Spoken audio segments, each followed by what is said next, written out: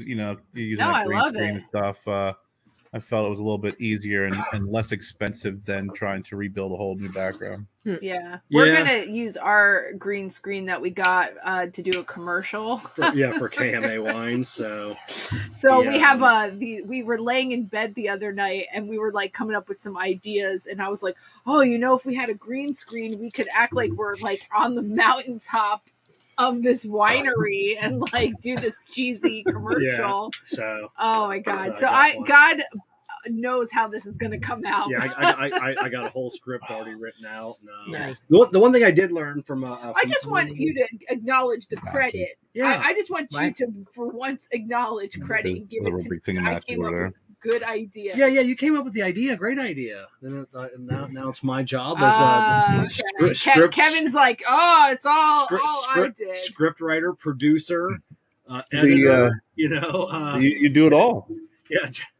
But Jessica did have the idea. But the one thing I learned from Tires Plus on the green screen, the more distance you can get between you and your green screen, the better the quality of the final That's product weird will be. Because when we did the Harry Potter thing, they had us right up to the green screen. Did you see the $10,000 camera that they shot us with? That's true.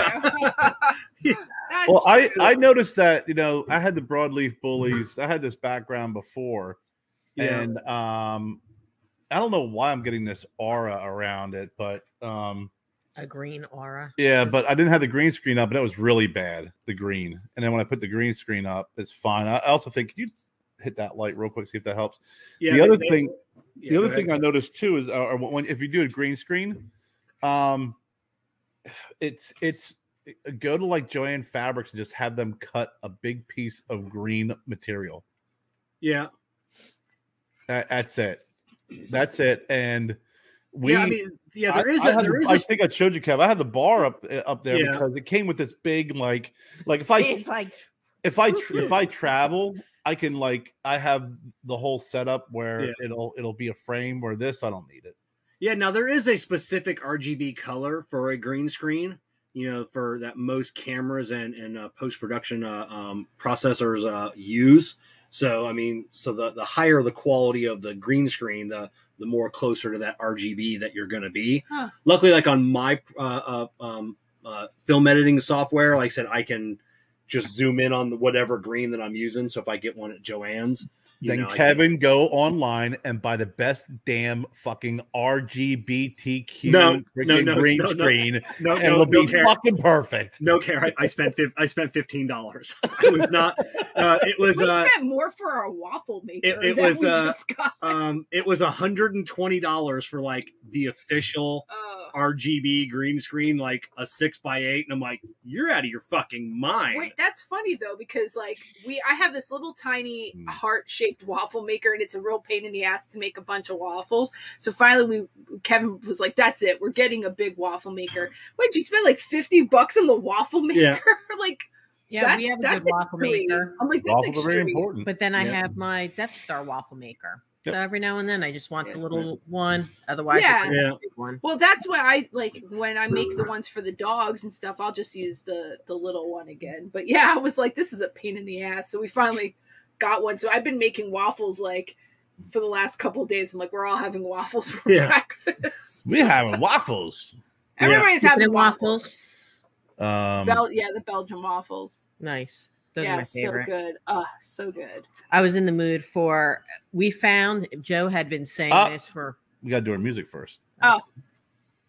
It's Broadleaf Bullies talking shit.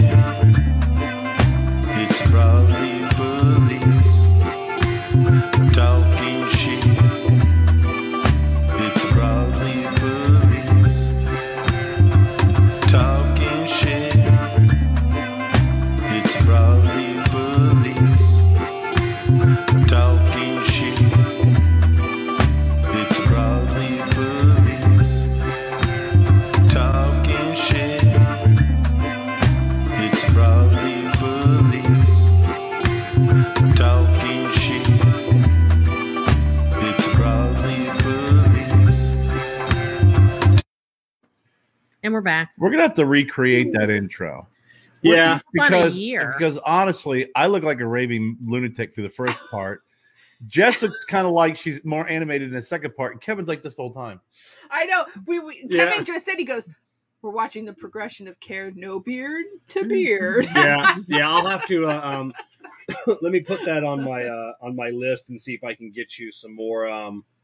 Or you'll. I don't know if I have. I think I have Lars's sound, but I'll give you a bunch of. All right, we'll talk about that afterwards. And you can. That's an afterwards conversation. Yeah, we're closing in on our first anniversary of the Bullies. I know. Yeah, Are we? I don't know the exact date. I know I saw memory pictures. I think it was last week, Jess. You posted the pictures of our original shirts. Yes. Yeah, it was last week. So and it's coming up. Kerr is checking, so I can't see you guys.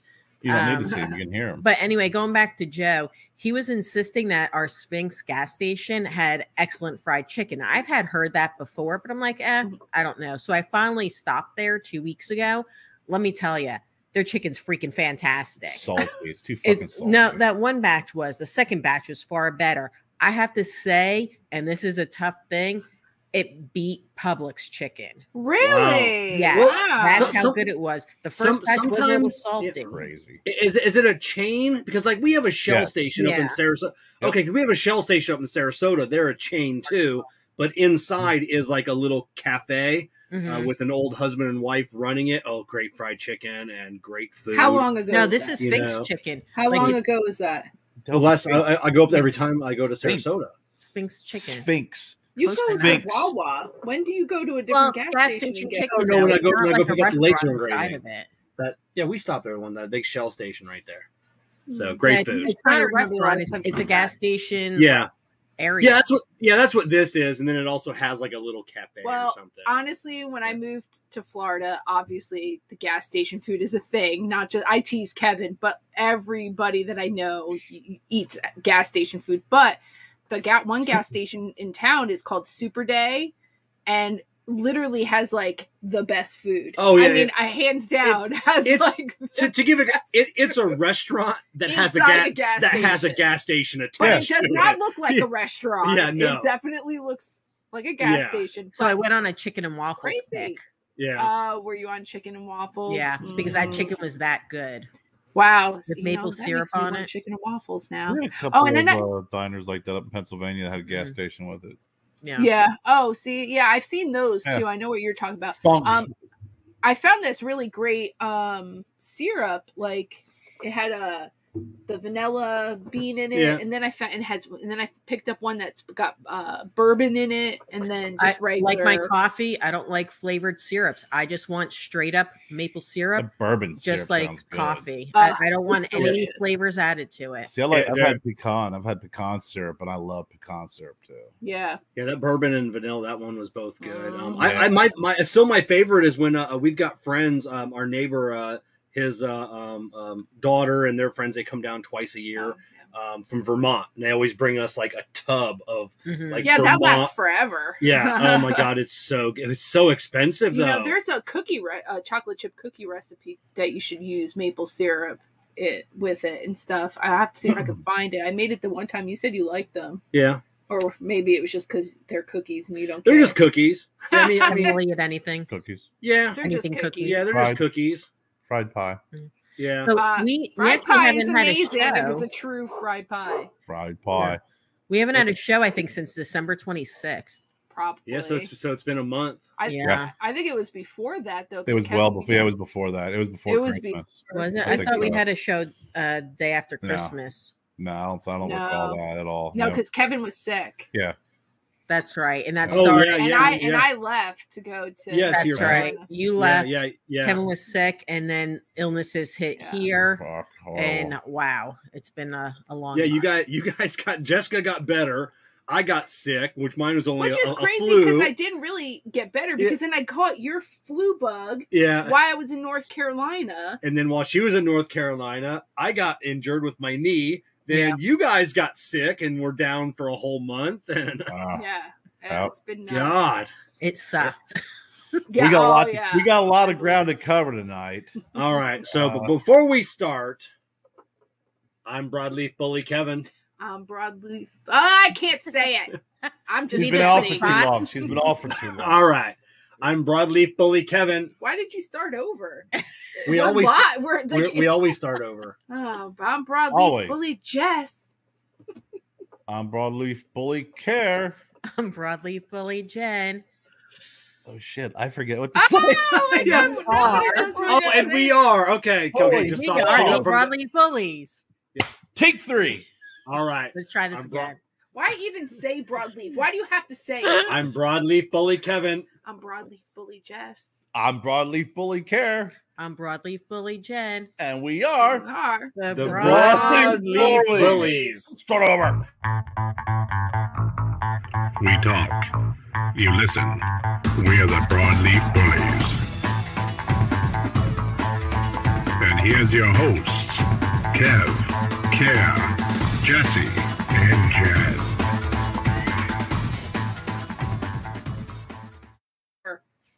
That was a lot of you just Broadleaf started Bullies. talking. That was a I- lot. That's why I said Throwing me Broadleaf that you're not Bullies. sitting in the correct order. Well, Yeah. it doesn't matter, bro. I said, why are we saying Broadleaf Bullies when we say it at the end of it? It doesn't. It's like it doesn't make sense. Because Overkill, you Kevin. have to establish the name. You have to no, establish Yeah. the Kevin's brand. overkill. Yeah. So I don't know. So in case I don't know how much you were filming ahead of time. I saw you were filming before. In case everyone wonders why I'm on this side. We already just they did we? filmed So that, so yes. I don't got know a if it knee was on injury. tape though. Yeah, I got an injury. I got crutches here, so in case I got to go to the bathroom, to get out from that side, I might as well piss my pants. Have a Gatorade Yes. bottle. Yeah, Yes. yeah, It's helpful. Kerr has Yeah, water yeah. bottles out here. yeah. Just in case of emergency, depends on if a So meeting runs too long. I don't know why this just popped into my head, but Graham was telling me that Bud Light makes a hard soda now, not the seltzer. They do make that, but now a hard soda. But you can't buy it like really anywhere. So I was looking for it. I've just seen it to see if- online. yeah, I can't find it in the store. And Graham said that he can't buy it at all. They can't buy it at all where he is because of the like some stupid whatever. I guess they can only have so much like alcohol or whatever. So is it a But it's what- I don't it's know called what you like mean a by hard like soda. well like it's like Like a now hard when you like do Baja, lemonade. Yeah, is making a alcohol. hard soda. I- Yeah, I- that I- hard soda. no, Taco I think Bell they're is a hard calling soda that now. they're calling that a seltzer though.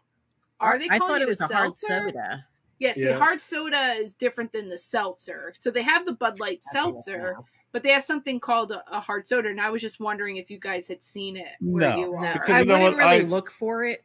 I get really irritated when it comes to all these ridiculous fucking hard seltzers, hard sodas, fucking alcohol, freaking milkshakes, alcohol ice cream, all this shit, and then they go, "Oh yeah, by the way, we need to regulate the cigars because we don't want kids smoking cigars." No, but it's okay for you to have a Free to fucking call ice it cream soda. truck. Yeah. Go But through a it's- neighborhood. Okay, so and serve so alcoholic freaking drinks in an ice. Oh, Yeah. yeah. I so didn't think so about it's the that. Bud Light seltzer No, hard it's- soda. Okay, but there Yeah. is seltzer, but then there's a hard soda. Well, no, that's what that's no, what it was this, only. It's this is supposed the to be Bud. This is the different. Budweiser website. The Here, Budweiser I website's Googled calling the it. difference between hard seltzer versus hard soda. Yes, I didn't say. All I said was. Christ, you it's- guys like it's- you never it's- did a show it's- before. He's talking on everybody. It's the Bud Light Seltzer Hard Soda is what it's called. That's all I said. I didn't say anything about it. I said that's what Budweiser is calling it, and they're making. How the dare goddamn you product. read from the Bud Light freaking Yeah, website? I'm not Kevin. saying it's a hard seltzer. I'm just saying that's what they called it. So I don't know the difference. I think Jess's side of the screen's frozen. Yeah, I'm done. Okay, so then they're going to have classic flavors like cola, cherry cola, orange cola. So yeah. No, okay, great. Okay, so it's a hard cola, but it's a Bud Light seltzer hard cola. So I have a feeling it's going to be garbage like all the fucking seltzers. Well, that's what I said to Graham. So when I was at ABC Liquor yesterday, I was looking and I saw the seltzer, yeah, but it said nothing about hard soda. yeah. So that's where I'm confused. Is it just under the seltzer label? No. See, it actually says hard soda. See, and they did not have that. Now the so only how are they calling it a seltzer and a hard soda? That doesn't make sense. The only thing I can think of, like one has seltzer water in it and one doesn't, is what I'm reading. The sugar content's very similar. That's what I'm saying. Because if you drink like the hard seltzers, it's too much fizzy. And they don't taste good. They just don't taste good. They don't.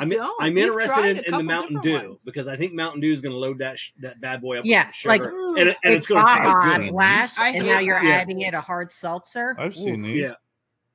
Have you? The Henry's hard soda they have at Fresh Market. Because I've actually gone into the store looking for freaking these ridiculous drinks for my niece, and then they always have them on a cap on the end. And I remember calling Jen. I'm just like, everybody's got a damn freaking hard seltzer, hard this, hard that. I'm like, and honestly, at this point in time, there's no. I mean, just looking at it or walking by it, it looks just like when I walk by the freaking Capri Suns and I agree with you on and the that. Propels and everything else. How many? I'm assuming when you ring it up, it asks if you're 21. I think right. Well, you can't, but they don't. I mean, normally they don't sell those in like regular. I mean, most of the stuff is in. Well, like Publix though sells, but they have a separate. But they have a separate section for. Oh yeah, but you're going alcoholic beverage aisle. Yeah, I can imagine an underage though just trying to sneak that by. Yeah, it's just like it's not an alcoholic beverage aisle. It's literally, hey, here's your water, here's your soda. Hey, here's some beer. Hey, here's some. We don't have that. No, we do not. We have the beer separate. There's some of our grocery stores have that. Yeah, I mean, but it's literally the soda. Then there's like a split, and then there's beer. There's no beer over in our Publix. No, there is not. I will take pictures when I go there because I've been shopping there for the last freaking 3 weeks. I know exactly where everything is. The beer is on its own shelving in its own unit. It's not even by the soda. The soda it is by the over soda. There. It's okay. It's So in front. So if I put in our Publix, if I put my hand on the soda, outstretched it, Jessica touched my hand and then outstretched her hand. She could touch the beer. No, that's not how that works. I will give you reference, Jen. Next time I go to Publix, I'll give you reference. Some of our grocery stores, I don't know if you can hear me, but this is like fucking running a oral marathon, a verbal marathon. Some of our grocery stores have a section off where they have all the wine and then they have beer around. Yes. Other grocery stores just have it in the aisle, and I literally have gone. I've seen that. On one side, soda, water, Propel, and then I go to the other side, and it's like a half of an aisle of freaking beer, and then a half of an aisle of crap, and then they have those freaking. Actually, Jen, I was on the phone with you one day. I was literally looking for wine coolers. I was literally looking at beer, and I turned around. I'm looking at frozen pizzas behind me. Yeah, our frozen pizza is. All the wine. All the wine is across from it. The wine at our Publix is a completely different it's like all the drunk people food that's easy just throw in a microwave and cook up. You're like, I need a bottle of wine and I need a pepperoni pizza. Well, they should have put the beer by the pizza. That's not the wine. Well, anyway, Graham is saying that like all these people, and Graham's not a drinker, so he's like, I have nothing invested in this, but he was like, apparently this is really good. This hard soda. I would try the that. The Bud Light hard soda is supposed to be the shit. I'm just wondering if they're making it because like 99% of all the hard seltzers are coming out of one factory, and I think it's the same factory that makes the I think it's definitely Topo Chico factory, the one that makes that. The Bacardi hard seltzers. I am so disappointed in Bacardi. They were disgusting. Fucking garbage. For a quality company to produce such a garbage product, which one's that? The Bacardi hard seltzers. Oh yeah, that's right. Oh my god! Bad. I mean, disgusting. I can't drink any of them. We tried all of them, and we were like, "Here, Amber," to his daughter. We're like, "Take these away. You can have them." They were gross. Like Amber's, she doesn't like a lot of them. She does like a White Claw. She likes White Claw. I haven't tried a White Claw. I may try a White Claw. I used to drink Mike's Hard Lemonade occasionally in the summertime. No. Like when it was really hot and stuff, I would like pour it, like make the slushy ones. Yeah, but that was only on occasion. But that wasn't a seltzer. No. But I'm saying I've had like the hard lemonades, like hard soda ones. Before, that's where they started. I have no interest in them. That's where I don't mind them. Yeah, lemonade and tea. they started off. Do you remember Doc Otis, like that from Budweiser? Like that was the first hard. That was a malt beverage, is what they used to call them. Malt beverages. It was Zima back in the 80s. Yeah. Zima. I remember Zima. Oh my God. I remember Zima. Zima. Gold. Zima. Yeah, so Zima blew up, and then they had the flavored ones. That's where Doc Otis came out with like the lemonade and all the other ones. I remember Four Loko. Yeah. My sister drank. Actually, I drank it too when I was in high school. But my sister it was like the early 80s. They drank a thing called malt duck. Never heard of Malt it. duck. Never heard of that. Malt duck, and it came in like little 7-ounce bottles, and it was a malt beverage that was seltzered, and it kind of it looked red, and so it was almost like a fruit punchy, grapey alcoholic beverage. It's called malt duck. I don't even know if they make it anymore, but they would always come in little bottles like that, because those and the Mickey's Big Mouths. The hand grenade. Oh, Mickey's Big Mouth. Mickey, they were the best. You've never had a Mickey's? No, I never even heard of it. You never had a Mickey's Big Mouth? You know what, though? I'm just wondering if that's an up north Pennsylvania is the only place I could ever find. Is that the little, like the video we were watching of the drink that girl was drinking, and you're like, oh, those used to be, it was like the round. It looked like, I said, it looked like, because a Mickey's Big Mouth looked like a barrel. Yeah, it looks like a barrel. Yeah, and it had a really big top, like a really big opening, like like a Gatorade top, right? Yep. And it had a freaking a little peel, and you used to put your finger in the tab, like a grenade, and you peel it off, and it would peel the top, and then the whole top would come off. What was honestly, what was it? It was beer. Oh, okay. It's a Mickey's. You've never had a Mickey's? No. Whenever you hear Mickey, like he slipped me a Mickey. No! Oh my God! Which is 1920 slang for roofie. I am so happy that you know what a Mickey is. Like, I don't even think they make the peel tops anymore. I don't think so. So there you go. Look. Malt duck was crafted out of a blend of premium beer and Concord grapes. So it tastes like God! Oh my gosh!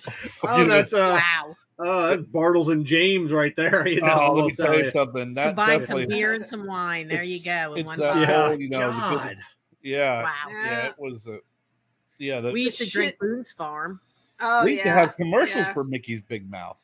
Oh my God, Mickey! But honestly, Kerr, I really do think it's more of a that part, like Pennsylvania area, because where I was going to high school, I mean, we were right on the border of Pennsylvania, and that is the only place we could ever get. It was malt liquor. It was another malt beverage. Yeah, we'd go down and get the Old English. And I drank lots of Old English because it was 89 cents for. I don't know. Were you a Rolling Rock person, Kerr? No. I drank it, but I didn't like it. I always felt like Rolling Rock. I was always skunk. Oh, it kind of looks like a rolling. It kind of looks like a Rolling Rock. It does, but now here's the next one. I was looking at the next picture I sent you. Oh, there Rolling Rock to me. Oh, okay. Rolling Rock was always too heavy for me. I always felt like it always kind of it was because it was in. When you're living out in Pittsburgh, if you called it Latrobe, you're wrong. It was called it was Latrobe. Yeah. Right. So don't want to get that Latrobe mixed up because they're well known for their freaking beer, but was not very much a big Rolling Rock fan. I don't know. It was cheap. It was cheap. I like a Rolling Rock every now and then. I do. I like Rolling Rock. I mean, even though there was times where Rolling Rock was skunky, it was not good. I'm not sure how it was kept, but Rolling Rock never did me wrong. No, I never got into the rock, and it's funny is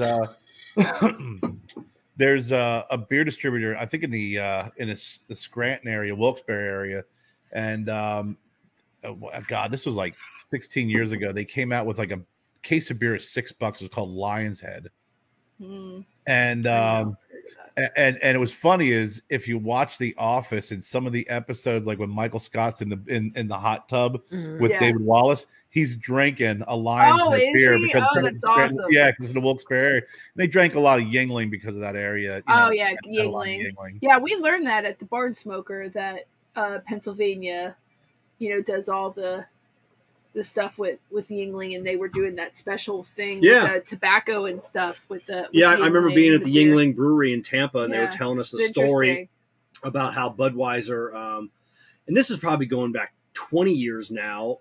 So I don't know if the lawsuit was 25 years ago. Tried to sue Yingling for using because they updated their logo and like made the eagle different. Yeah. So they tried to update it, or Budweiser tried to sue, and then Yingling went back in the records and be like, "Hey, we've been kind of using the eagle for about 30 years before you guys came into existence." And then actually at the lawsuit they said, "You know what? No harm, no foul. We could literally make you guys stop using it, but we're not going to." Yeah, wow, I remember the bigger people. I remember Yingling when they were getting there was the big battle between they called themselves America's oldest brewery, and I believe is it Molson that says that they're North America's oldest brewery. There's a Canadian beer that's been around a little bit longer. Oh, really? Okay. But Yingling they called America's oldest brewery because they were like they were drinking, George Washington was drinking Yingling. That's how freaking old Yingling is. I didn't know Molson is actually have record of it. Okay, so Molson is North America's oldest brewery? I think Molson is North America's oldest brewery. That's their tagline. And I think some of the oldest breweries, like when you go into Europe, but the how they have the Pilsner, right? Pilsner beers. Urkel, I think it's called Pilsner Urkel. It's out of Yugoslavia or something like that. That's that's the first Pilsner ever made. And you can fact check me on that one, but it was made by monks, and that was always that was really popular. I think about 15 years ago, 20 years ago, when Pilsners and all different beers, when people started kind of doing we called them microbrews back then. Yeah. But then it was like everyone wanted to get beers from all around the world and drinking different types of beers, and that one became very, very popular. Pilsner Urquell, I'm probably mispronouncing it. But I remember just reading the other day, it was a story of that, and I forget what brewery here in the U.S. They found the Egyptians actually brewed beer. So they actually from one of the containers they got the yeast strain from the jar, and they regenerated the yeast strain. So they're brewing the beer, and they're calling it whatever, a 10,000-year-old beer. Yes, spit. Whatever, But spit beer, hooch. They made hooch before hooch was big. No, thank you. It's funny when you said you were down at the Yingling Brewery in Tampa. Yeah. I'm wondering, I remember when Yingling moved to Florida, or expanded to Florida rather, because they expanded when the microbrews really kicked off and hit big. They became very, very popular. They bought a lot of this old Stroh's Brewery plants. Did they? Okay. Yeah, and I don't know if you remember Stroh's beer. We drink a lot of Stroh's beer. I remember the name. But they bought the Stroh's Brewery plant in Allentown. And I believe that they had purchased some in Florida as well. Okay, yeah, because and I remember them telling us because right then is when the Budweiser at Busch Garden, they actually closed down the brewery, and they said the only reason Yingling, because they 100 years ago sank wells, so they draw from the aquifer. Budweiser was a newer brewery, so they relied on city water. And just the cost was through the roof. They couldn't cost effectively buy water from Tampa. All right, Kerr, have you ever had Schaefer beer? Of course I have. Have you? I've had Schaefer and Schmitz. Okay. Oh, Schmitz. Schmitz. Those were two beers that my uncles used to drink, and that was back when they actually had the pull tab. Jessica, they put the tabs back into the freaking beer. They'd actually pull the tab off. Thank you for stealing my thunder. Oh, is that what you were I didn't hear what he said. There's no thunder stolen. I didn't hear what he said, so you can go ahead, Jeff. Oh, okay. Well, because my maiden name is Schaefer, and it's the actual spelling Schaefer, which is the true German spelling. Just for the world to know, it is not Schaffer. That is Schaffer. That is not the German Schaefer. Your name was misspelled when your great-great-grandparents came over on the boat. Just saying. Yeah. Anyway, but your illiterate family. Yeah. No, the people who were checking them in at Ellis Island couldn't understand them. You pores. But anyway, we did a bunch of, my uncle did a whole bunch of research, and he was hoping that we were connected somehow to this Schaefer beer. Probably not. A long relative I remember being somewhere. Really shitty beer. It is shitty beer. Schaefer beer is disgusting. They always drank Schaefer and Schmitz, and that was when they had the old pull tabs. and then they would take they take the tab and they put them back in the beer. Yeah, that was kind of the thing to do back in the day. Yeah, but still gross. And beer. then they. So what about the greatest beer movie of all time? Is what? What? The greatest beer movie. Greatest. Let me. Strange Brew. Strange Brew. I don't know that. Oh, Bob and Doug McKenzie. Absolutely. The great and you know and they're making another one. Kerr. They got the script written. Yeah, they got the script Max written. von Sydow was in that movie. Yeah. I remember all the freaking hockey players. It was. Yeah, it was. So it was. I guess they're trying to find someone to produce it. Is this like a guys movie? No, it's a funny movie. I used to. It watch is a it all the time. hilarious. We'll have to watch it because I've never seen it. Well, Rick Moranis. It was Dave kind of. Thomas. You know how like they make movies out of Saturday Night Live skits. Okay. Right. They did this with the Canadian. I can't remember what the hell the name of the big thing that John Candy and all them were a part of. It was a Canadian comedy show. Yeah. All those Canadian and Rick Moranis and the other guy, I can't remember his name. Dave Thomas. Yeah, they did the Bob and Doug McKenzie show, kind of like Wayne's World. They were Wayne's World before Wayne's World. Oh yeah. Or were they before Wayne's or right? I guess. Oh yeah. Right. Oh fuck yeah. Okay. Yeah, they were the God Almighty. Okay. That was God. I cannot think of the name. Wayne's World didn't come out until the 90s, right? Yeah. So they were Canadian Wayne's World. And late 80s, early 90s, I think was Wayne's World. Okay. Yeah. I think Strange Brew was like the early mid 80s or something, but that was the hey, we found a mouse in our beer, so we went for beer, eh? Yeah. What was the name of the beer? I can't remember. Oh my God, I'll look it up. I cannot think, but I remember Max von Sydow was the beer meister. Yeah. And just a great freaking movie. And you know what? That's kind of I just. What was it? I very few people know about that movie. I can picture the brewery. Elsinore. Because you know we pictured the castle and I've never seen it, so we have to move on now. Yeah, I can't remember the Canadian show, but a lot of the guys who were comedians and Canadian actually did actually started off with that. I want to say it was like I know it's not HGTV, but I thought it was something to like with. I think you're right. It was like something like SCTV, HGTV, SCTV. It was SCTV. Okay. Yep. Like John Candy, all those Canadians, did that, did a stint through there, and then came down. And their initial skit was called "The Great White North." The Great White North. North. Oh my God, such great comedy, man. That's such a great movie. That is the best beer movie. It is. It is. Bar none. Funny. Oh my God. Bar none. Bob and Doug McKenzie's. Awesome. Yeah. Oh, God. So Jennifer, happy birthday. Yes, Thank happy you. birthday. 49 years old. Yes. Oof. Are you 49, Jen? Oof. Yeah. But if you ask Kerry's dad, I'm 29, which means that Kerry would have met me when I was 19 and I had Joe when I was 3. So you're just celebrating the 20th anniversary of your 29th birthday. Yep. There you go.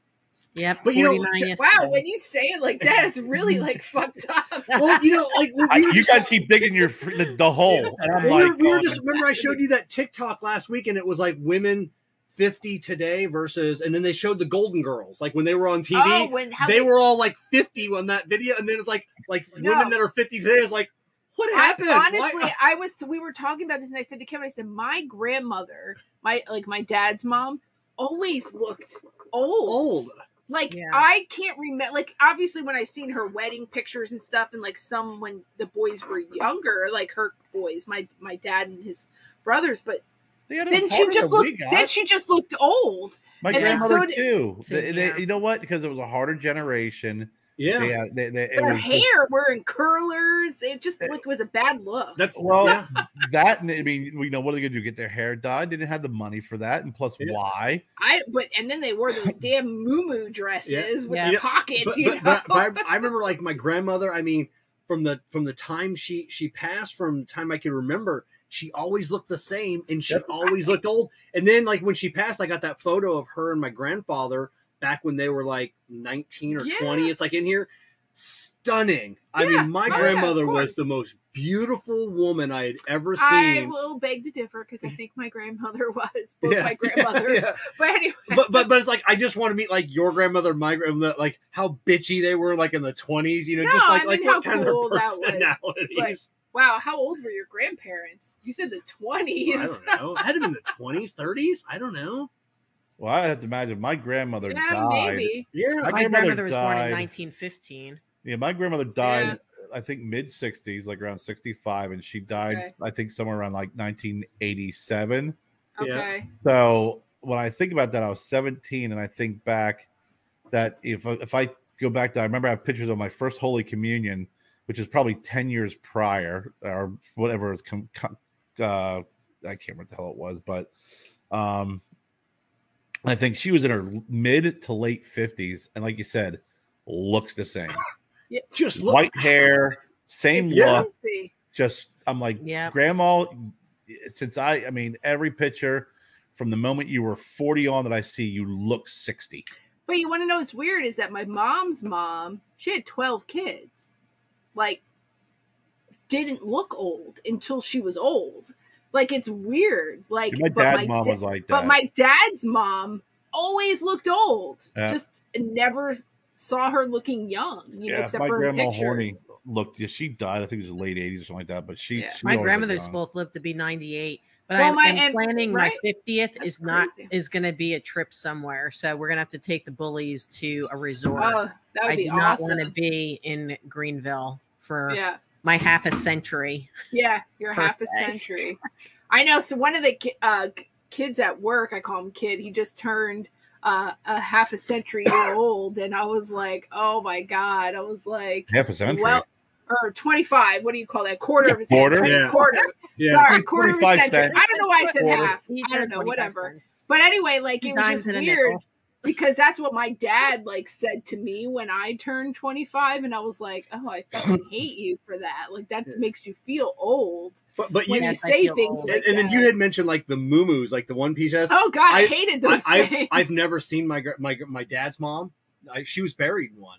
She that's all she. I bet she had 50 of them. That's all she wore. Oh God. Yeah, no, like nobody ever saw her in pants ever. Like ever. I mean, from the moment I as far back, probably 10, about far back as I can remember. But they also lived on a farm, right? Yeah. Well, they started off farming. Now she did wear regular because she was a school nurse for 30 years, so she had to wear. But she probably always wore a skirt. You know, I don't know, but yeah, it was no. You never saw her in pants. Never. I never saw her in anything other than those dresses with the pockets. You know, and I mean, she was 5 foot tall, probably only weighed 150 pounds. Still, you know, so I mean, at least she wasn't the big meemaw. You know, that's all that. You know, is that what you guys called her? Was meemaw? No, grandma. Oh, no, we didn't have weird names. So why did you say meemaw? That's not a weird name. No, I'm just saying. Rude. When you think of a southern meemaw, you think of a woman that's probably that is rude. 5 foot. That is rude. 5'5", 375 pounds, wearing a muumuu. That is a meemaw. That can cook up some chicken. Grandmothers. Yeah, that is rude. Mine was just we called them Grandma R and Grandma S. Yeah, see, what are you saying? That's rude. Then No, you didn't even have a meemaw. We didn't know. I'm saying we call stereotyping a meemaw. Meemaws are big women. No, they're not. I know. Take a poll. I'm gonna take a poll online. How big is a meemaw? And then like you don't have to be specific, and everybody's gonna be like 300 pounds and up. People are gonna come for you, Kevin. Yeah, meemaws are coming for you. Yeah, you don't know a 6'1", 110-pound meemaw. I know. Yes, don't exist. I know plenty of meemaws that are not big women. No, I don't. I'm with Kevin. I think there's a certain name you hear. Because when growing up, we had. I'm just going on record that I am not included. The only one. Yeah. Well, you're politically on the straight and narrow. Yeah. Correct. I am. My grandparents were grandma and grandpa on my mom's side. My dad's sides were mom, and pop. Yeah. See, now my dad's a pop and my mom's a granny. Yeah, my dad's a pop. My stepmom's a nona, which is Italian. Yeah. Grandmother. That's what Bert is too. Yeah. Bert's a nani. A nani. Yeah, and nani. then my mom's just grandma. My dad's a papa. And my sister and her husband, they're Italian, and so he's a poppy. Like that's what like they call Dominic calls his dad, and then Nona. is what he calls his other I grandmother. remember when we were first dating, and I don't know how long we were dating, but I was texting Graham one day. We were talking, and he had said Pops. That's what they call him. Yeah. And I go, "What is his real name?" and he comes back and he goes, "I think it's Donald." And I go, "Well, that doesn't seem right at all." He goes, "You should check." And he goes, "That doesn't seem right. I should check." Yeah, my brother's a junior. My brother is a junior. So Donald Jr. So I don't know who Graham messaged or called, but he texted back a few minutes later. Yeah. A few minutes later, he was like, "Yeah, it's Donald." It's great. He probably called Granny. He probably texted Granny and was like, "What is your husband's name?" Yeah. But by the time I go, "Well, that doesn't seem right at all," and he's like, "My dad being a Donald?" Yeah, he doesn't look like a Donald. Well, we call him Don. Yeah, they call him Don. Well, my brother's a Don. We've called my brother Donnie since he was a kid, right? And like now, when I hear him like introduce himself, he always goes, "My name is Don." I'm like, "You will always be Donnie. Yep. Like you will never be a Don or a Donald. Like you will always be a Donnie." Well, it's like got the name. Growing up, my buddy Marco passed away a couple years ago, but one of our best friends, his brother, they were I think. I don't want to say Czechoslovakian or Yugoslavian. That's where his parents are from. They still, I mean, both the boys still spoke the language. They were born and raised here, but it was Marco, Marko, and then his brother Ante, which he just went by Tony. Oh, yeah. So it's Ante. But as he got older, and he would introduce himself, and this was probably in his 20s, mid-20s. I'm Ante. Yeah, he would introduce himself, like especially the ladies, as Ante, and we'd be like, "Shut up, your name is Tony." Yeah. And then someone would say like a girl, because Tony, I mean, he is a beautiful man. He is a good-looking dude. He actually married Al Unser Sr.'s side piece. Who? Al Unser Sr., the race car driver. Oh, used to have a side woman. He used to have a side woman beside his wife. Tony married Al Unser Sr.'s side piece. His sloppy second. Yeah. Sloppy second. So, okay, but, that's cool story, but yeah, bro. so a girl would say something like, "Hey, so tell me more about Ante." Who?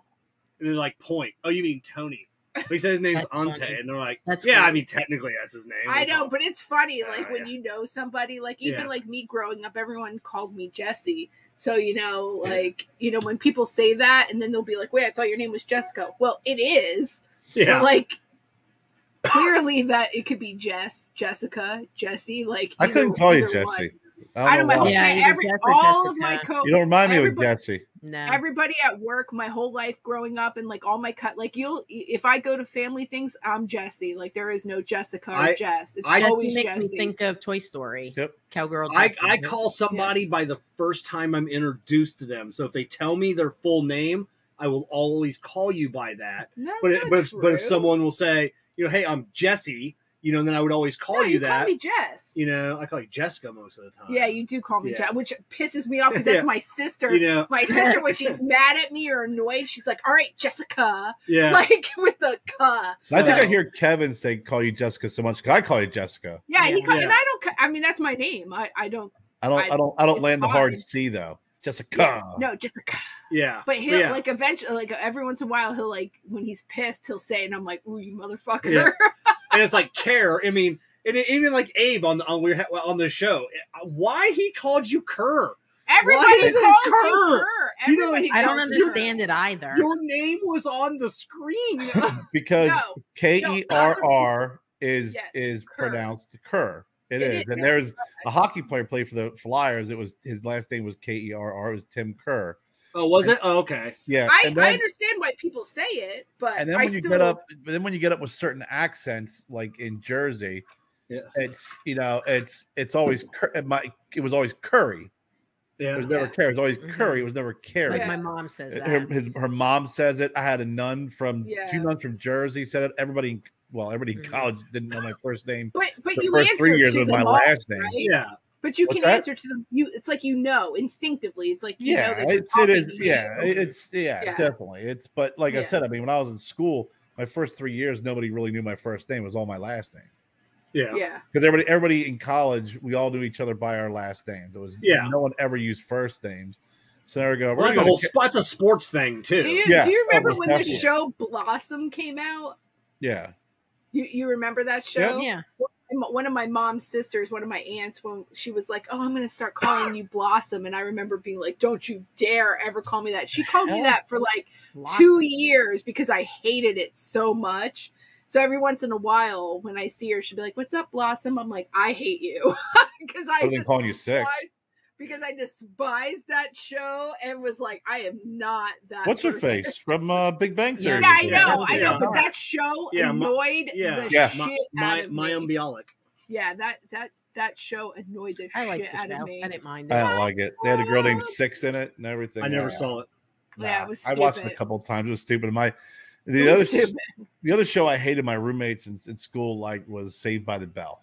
I didn't watch I watched Saved by the Bell. That was so stupid. I was watching Buffy the Vampire Slayer during that. Oh yeah, Buffy the Vampire Slayer was the shit. But Saved by the Bell was always on Saturday morning. 910 or 90210 or whatever, the original. I watched that. I didn't really watch Melrose Place. I watched Melrose Place. Melrose Place was okay. No, I didn't watch either of those. I don't know. We were watching The Real World, you know, when it first came out on MTV. And I remember being in New York and seeing like some of the people from The Real World when they did the New York one. It was like, oh my God, they're famous. Bastard started his whole reality television. That was the start of it. That was the first. That was the start of it. That was the very. I mean, I don't know, but I have to say that has to be. No, the that first. is the that launched the whole reality television. They just did a reunion because I know I saw that. They were a bunch of nobodies who were on a show. And they and someone had the great idea of saying, let's just pick so many diverse people I'll and tell see you if they just explode. And then the first 2 seasons followed it. The challenges that's right. That they would have to follow. It was Puck, but was it Paco? Who's the guy who had AIDS? Paco. Yeah, he died. Yeah, he died. Yeah. I remember the first 2 seasons were like the only ones that were probably the most legit.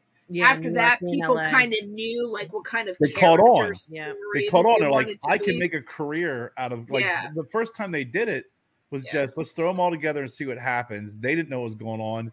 After the second season, they're like, you know what? These guys become celebrities just by living in a house with a bunch of strangers. Yeah. And then the big, putting on the freaking show and everybody knew how to play the game. Now everybody's just an act. It's same thing with Survivor too. Same way. Well, and Big Brother. Yeah, after a while was like that too. What kind of person you wanted to portray yourself as? And I remember the first time meeting Pete Johnson at a small event, the Tobacco Locker up the road, and Pete was talking, and he had said because we weren't even talking about cigars, he was just fascinated with my beard business. Then we didn't have the cigar side, the accessory side, and then he looked at me at one point and he goes, they're going to come after you one day. And he goes, I guarantee it. He goes, we're going to see you on a reality show one day. No, and he goes, he reminded me of that several times since then. Have they called yet? And he goes, they're going to call one day. Yep. One day we'll see Kevin on a reality show. But he had said, he goes, run.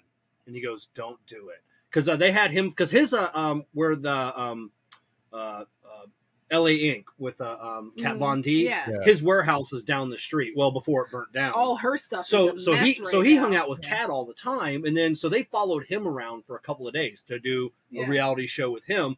And he finally told them no because he would be talking to his staff or whoever, his brother Casey, and they'd be right there. They'd be right there, but then they would be like, "Hey, great conversation. We want to film it from another angle. Can you do it again?" Right. And he's like, no, it's real life. He goes, do what? And he goes, but that's what he said. It was real life. So after a couple of days or whatnot, he said, he just get out. See, but I feel like you would do well in something like that. Like, you love that. You're all social media whore. He would love it. Look at me, and you'd be like, all right, where you want me now? Yeah, like, he would be all over it. I'm going to be Kevin and just dial it up to 12. Yeah. Oh God. But he was. I don't know if I can't remember if it was him was telling me or someone else that had been on a reality show, and they actually you submit like what your business is doing, so say Trash Panda Cigars, they would want to see my yearly numbers because if my business increased during the show, they would want a portion of my business because that increased. So that made money. So they would want that, That's bullshit. Yeah. So well, you look at all these people that go on Shark Tank. There's so many people that go on Shark Tank just to get their name out there. And it's guaranteed even if they don't seal a deal, a lot of those companies get a big bump from being on Shark Tank. I will tell you, there's some that they don't ever like do anything with. They kind of rag on them. I've like then looked at the products and stuff, and honestly, like some of their products are fucking badass. Like Eric from Beard Brand, so he was on Shark Tank, and then afterwards, like I said, talking in a group chat with him, and he said he had no, he was never selling, no matter what offer they made, he was not giving up any part of his company. But it become a huge success, and now Beard Brand is the largest beard oil company in the world. It's huge. Did he give it up? What's that? Did he give up a percentage? No. He said no matter what they offered, he wasn't taking it. So why did he go on it? For the advertisement. For advertisement, you get a bump. And he was actually like not a day trader, but he was a trader. That was his business when he lived in Oregon. So he really was a fantastic businessman. Yeah, he said he had no intention of giving up anything, no matter what they offered. Unless you're an idiot and you have a really shitty product, they give you, it's like having a 5-minute infomercial. Yeah. Right? Yeah. And most of the time, a lot of these sharks, they'll give out ideas, but some of them are jerks. And at the end of it, we've looked up, we always have that, we look up every brand after we watch the episode to see how they're doing. And even the ones that don't do well, and then you'll hear that, oh, well, the ones that get deals afterwards, the deal fell through or they didn't get the deal. But there's a lot that did not get a deal, and then you read about how successful they are. Yeah, I was just looking at Frost Buddy was the one that they turned down, and that they didn't want to work with them. Now it's like the largest can cooler company, and they make fantastic can coolers. I'm gonna send you the link. When you just blew your smoke, disappeared. You and Jen were just literally silhouettes of smoke. It was like the coolest image ever. You guys were like, I should just ended the show on that. That was awesome. I was watching it. I'm like, all of a sudden we just turned ghost. I know, it was like, I'm gonna have to go back and watch it now. I missed it. Oh, it was because you cut me off. I can do it again, Kevin. I got a cigar. Actually, it's the first time I've having a big pony since I've recovered from COVID. Oh, that's your first big Tony? Yeah. I'm smoking a Hireman and Solomon. The Entered Apprentice. I don't even know why I'm here. What is the point of me? Kevin just. Well, why don't you tell them what I'm smoking? I don't give a shit what you're smoking because that's your cigar. Mind your business. Kevin's pulling a Jersey right now. He's finishing sentences. Kevin's flipped the script on you, Jess. I am smoking the Hireman Solomon Grand Architect. Oh, so you're not even smoking the same one Jessica is? No, the same Hireman Solomon. Just different. First off, he wasn't even supposed to smoke a Hireman and Solomon cigar. He was all like, basically, he was like, here, I'm putting some cigars out. Pick one. I'm going to smoke this one. And then completely was like, we should smoke now the same one. Because he wants us to always be the same. That's why he wanted to talk about what I was smoking, because he chose it, basically. So how was your big Tony, Kerr? It's delicious. I really got a new appreciation for the flavor of cigars, and I'm only smoking a couple of cigars a day. I was really kind of going a little haywire.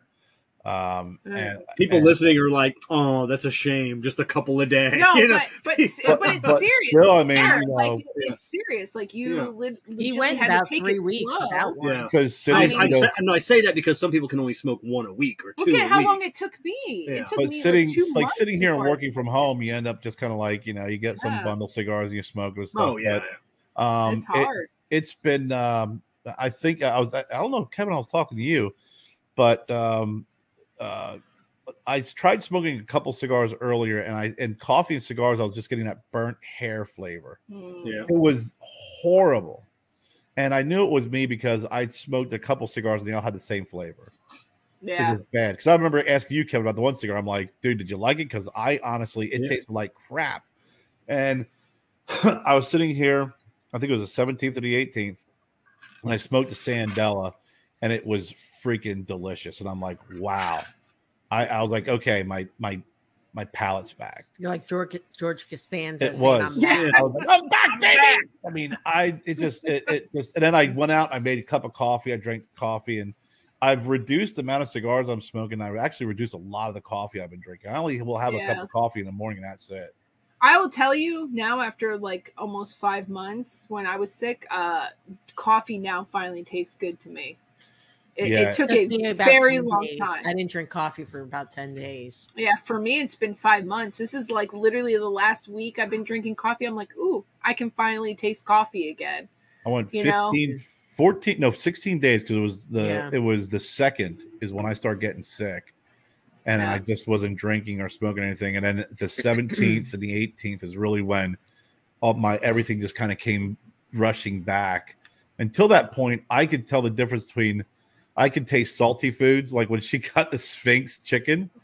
It was just taste like it was just like. But that's also maybe what all your taste buds were picking up on because everything else was so muted. Yeah. Everything was just slammed. I don't know. It was really freaky. Like COVID, it took me a long time to get any kind of like real idea of what anything really tasted like anymore. I didn't lose my taste or smell. I just wasn't hungry or thirsty. Right, but for me, it was gone. Like it was gone. Like this is really the first time I'm actually like being able to really like taste it's amazing things, like, taking on 100% level. Well, because some people never get it back, or they don't get it back for a long time. We have a friend who's a year later still doesn't have her smell. Graham has no. Graham and her has doctor no doesn't taste. think it's coming back. Graham has no taste and smell, and that they have a treatment where they like retrain your brain. To learn how to smell and taste things. Talk about that. Yeah. Joe give us some ridiculous burn an orange peel. Yes, Graham was telling me the all orange, this stuff. peel it, and then with the juice and something, he was talking about it. We broke it down to you have the bitterness of the burnt, you have the acid and the sweetness in the orange. Like it literally hits almost every single taste bud in your mouth with doing that method. And then you put some black salve on it. And then syrup or something. Yeah. I know there are like medical conditions, especially like reactions to certain drugs that can take away your sense of smell and taste forever. I looked it up on exactly what I can't remember what it is anymore on how to impact. I guess if anyone's watching or listening to this, we all had COVID except Kevin.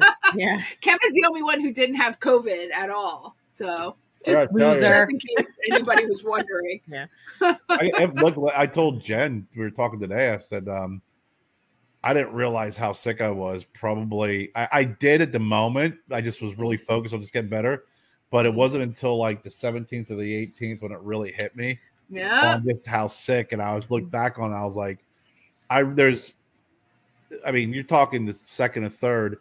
I don't remember a lot of what happened. Like I know, like I remember going to the hospital. I remember going in there and doing that. I remember a couple conference calls. I remember talking to some folks, but remembers me yelling at him.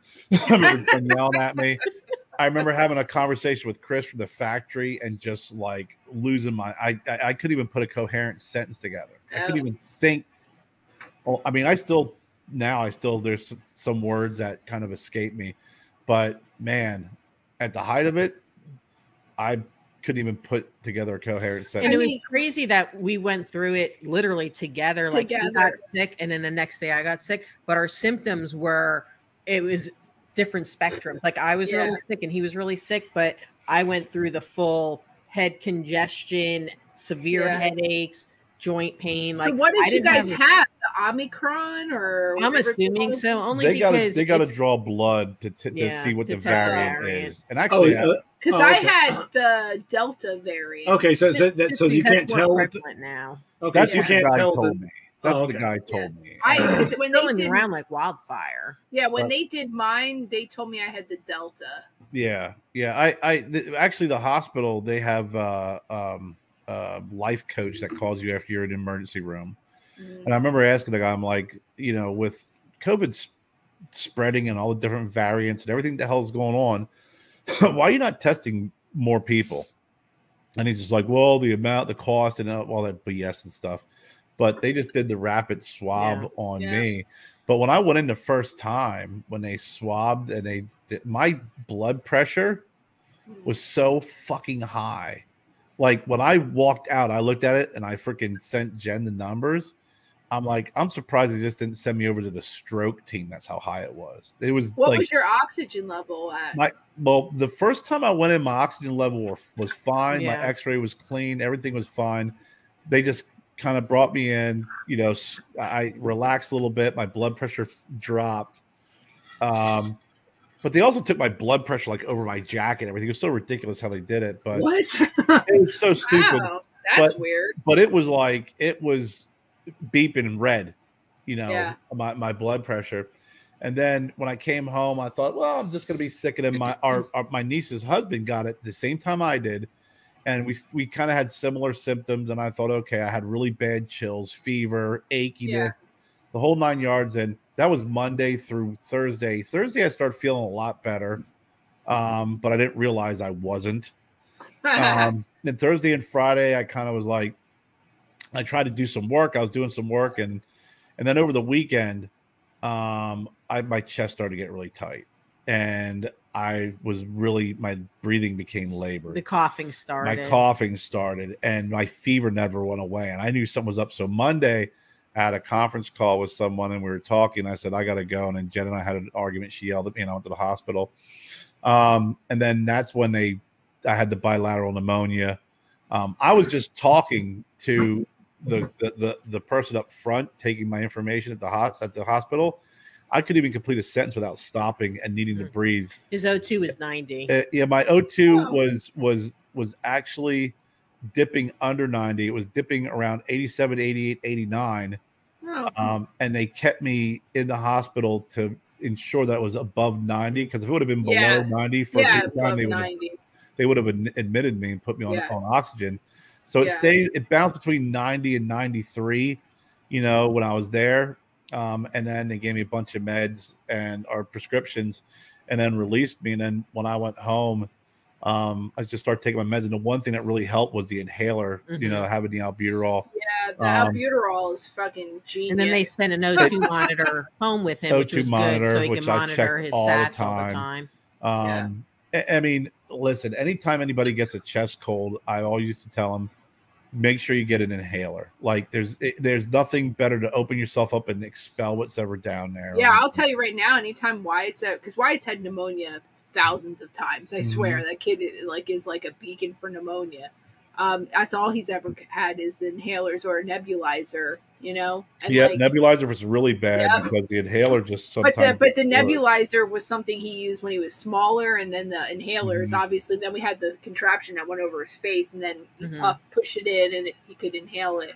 That stuff works fucking amazing. If I would have gotten any better, like if I would have had, if my breathing still would have been bad after a couple of days with the inhaler, I would have asked for a nebulizer.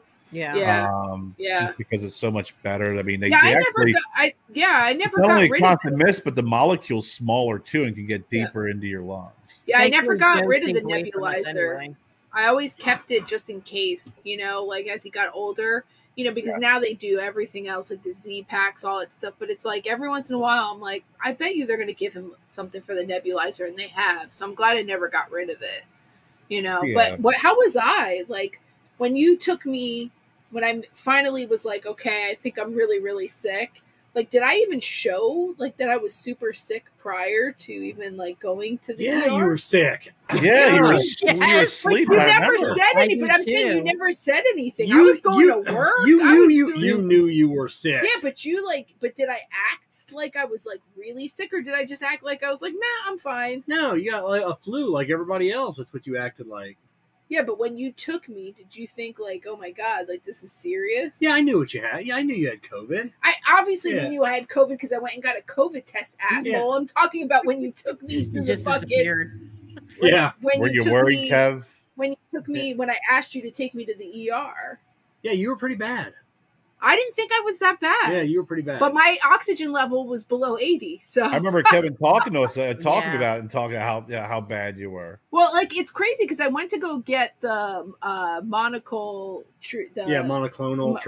treatment, and as soon as I walked in there, they were like, "Oh hell no," because they could tell I was struggling to breathe, but I didn't think it was that bad. And I told the lady, I'm fine. She's you were like a zombie. She's like, we're going to check your oxygen level. And she's like, you need to go to the ER right now. And I was like, why? She's like, because we could kill you with this treatment. Yeah. Like, don't, go to the hospital. So we go to the ER and they're like, taking all my information. I don't even really remember hardly anything. And then when they did another COVID test, and I was like, oh, I tested positive. Like, I'm not lying about that. And so then they did the swab again, and then they did an x-ray thing, and they rushed me to a totally different hospital, put me in a COVID unit, and was about to put me on, they were going to put me on a ventilator, and I was like, oh no, like that's not happening. I was like, you're not putting, they're like, you can't breathe on your own right now. Like like you're about to die. Like your oxygen level is so low. I think it was like 78 by the time I got to them.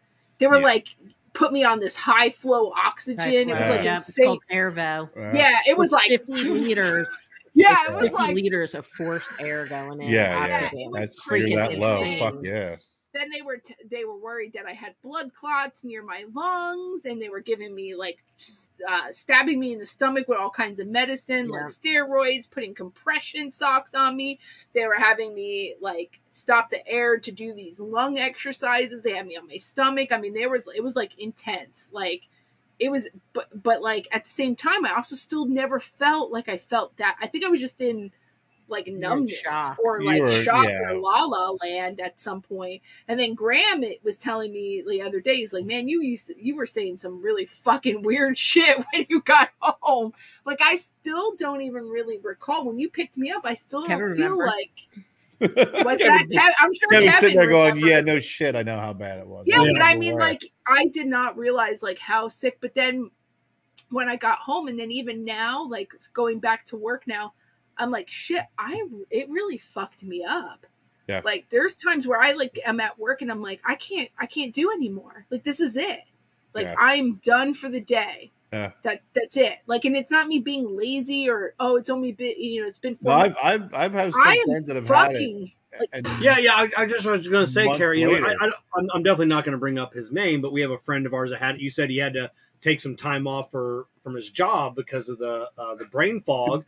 How's he doing now? Is he back up and working? Because it's been like back up working, but it still comes and goes, and it's it comes and like goes. Jess said, it's like sometimes mid-afternoon, it's like I'm exhausted, I'm tired. Yep. I mean, I'm actually the first week I came back to work. I noticed I was getting a little bit tired in the afternoon, but the brain fog really was bad. It cleared up, but I'm telling you, I still have like hard times finding words, or I don't remember some things, and I gotta go, am I like, I gotta ask someone to kind of like give me a mental goose. But like you, Jess, I knew I was sick, but I think I was also like telling myself to not think about how sick I knew I was, so you didn't start getting worried and everything, because I had a kind of like, oh, I'm fine. But well, it was tough in the house because Kerry and I were sick at the same time. So it's not like I'm super healthy and can take care of the household. And thank God Joe's 16 and can drive. And, being a teenager, he stays away from us anyway. So, he didn't get sick at all. And he was able to take care of himself, go to school. And we told him, like, you need to stay away from us. And when you come downstairs, mask, hand sanitizer, because I ended up either like even though we were both sick, because Kerry was worse than I was, he basically was up in our bedroom. I was downstairs on the couch. Like it was just COVID house. Yeah. Yep. And it's crazy. It's like worst reality show ever. Well, exactly.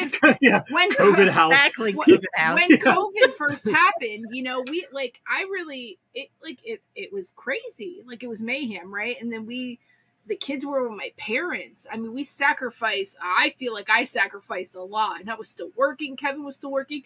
I was in the trenches of like the peak of COVID. Nothing. Then finally, like I get this fucking other variant that literally almost took my life. 2 years later, like I have been dealing with this at the hospital 2 years later. And what's crazy is my area is 5 people. 3 of us had it. None of us worked together. One was around Christmas time. And then me and my other coworker, he literally went out Sunday when you got sick, and then I was out Tuesday, but it's just so prevalent and it spread so freaking quickly, this variant. We had people at my work not show up, not like, because we came back from the holiday break on the 2nd, and like we started the week off and people just weren't there. Yeah. Because we had that many people sick. And we actually had a windstorm come through on the night before.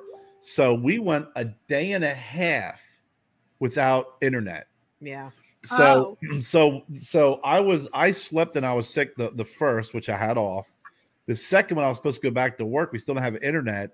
And I'm trying to email people to let them know I'm sick and I can't make it to meetings because we had a bunch of meetings that day. And I couldn't use my laptop because we didn't have internet.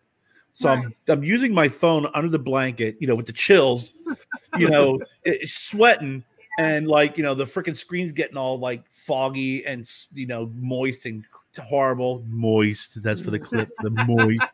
And, I know you love that word. And I think I knew I sent some emails that did not make sense. Like what that was going on. I knew it. Yeah, they're like, wait a second. And it was the most frustrating thing because I'm like, got these little keys. I got my fat fingers. I'm already freaking mistyping, misspelling. Voice to text doesn't work unless I got my freaking headset in. I don't know where my headset is. And it was like, I think I emailed upon like, hey, can you just like let people know I'm not going to be at today? I'm like, sick. I'm sick. Like, I'm done. Good night. Like, yeah. My daughter, she finally just got it a couple weeks ago, month ago. In 2 years working in the COVID. Well, she's been in the pediatric one for about 6 months now. But she spent 18 months on the COVID only unit dealing with this, and it took her 2 years to get it. Yeah, but I think eventually everyone's going to have it. I think that there's so many different variants. It's out there. It's not going away. It's just it's going to be manageable. But I even think about how we got it. I can't even I really can't. We tried to trace it. Yeah, it's so hard. You can who knows what you. But everybody at the house here that got it, except for my sister, my brother-in-law, claimed that they got sick, but claimed they tested negative. But everybody here, we all got it. And I'm like, I think about how I don't go out. Yeah. Yeah. Like, Joe didn't get it. Joe didn't get it, but he's pretty careful. But it's right. I mean, it was like, but he's going to high school. High school students are the worst. And like, that's my biggest fear is that Wyatt and Gabby I was going to expose them. Like I was freaking out, like that I exposed them. And then like now with school, like, they're relaxing on the, like tracing and all this stuff and doing the phone calls and all that stuff. So now it's like, if somebody has COVID, you can check the website, but they're not going to let you know if it was in their classroom or not. Yeah. You know what I mean? So it is what it is, but I'm surprised that my kids haven't had it, or if they did, they've had like a very mild case of it, hopefully, luckily. But like as soon as I started back at work, 2 employees got COVID and I was like, holy shit. Am I going to get like reinfected? I was like freaking out. So I called. Possible. We know quite a few people that have had it twice already, and it's just Black got it twice. Yeah, this was his second stint. My niece's husband. Right, and so my doctor was telling me, he's like, yeah, you could easily get it again. Like your immune system is compromised, and I caught whatever Kevin had. So I had just been sick, and I'm like, great. Now I'm going to be really, really fucking sick and I'm going to die. I was like spraying the office, but I've been wearing my mask. I've been, distancing myself from the employees. I'm doing like the office stuff because I'm only back like for 29 hours a week. I go back to the doctor's February 9th to find out like what's up, but I'm literally, I'm done at 5 hours. Like, it's like, I go to work and it's like, I'm done. Like, I know I'm done. Like, I feel it. It's like a switch or something in my brain is like, I'm tapped out. Like, today I worked and I was like, I'm fucking done. I'm ready to leave. It was like 5 hours. I was like, shh. Well, last night we went to dinner crazy. We went to dinner with Jen for her birthday, and she picked this place out, and it's in Taylor's Mills, which is this old mill, old docking station, old warehouses, everything. Yeah. And we definitely got to go next time. Yeah, we went to the restaurant that's next to 13 Stripes. It's a brewery, great place. And as we pull in, there's a guy putting armor on. There was LARPing. I'm like, oh, how cool! I start laughing. I was like, it's Duncan. Where's Duncan? And so we go and we have dinner, and Joseph paid for dinner. Right? He wanted to treat us. So how cute! This is funny though. All right. Great story. So this is Joe. Joe wants to buy dinner.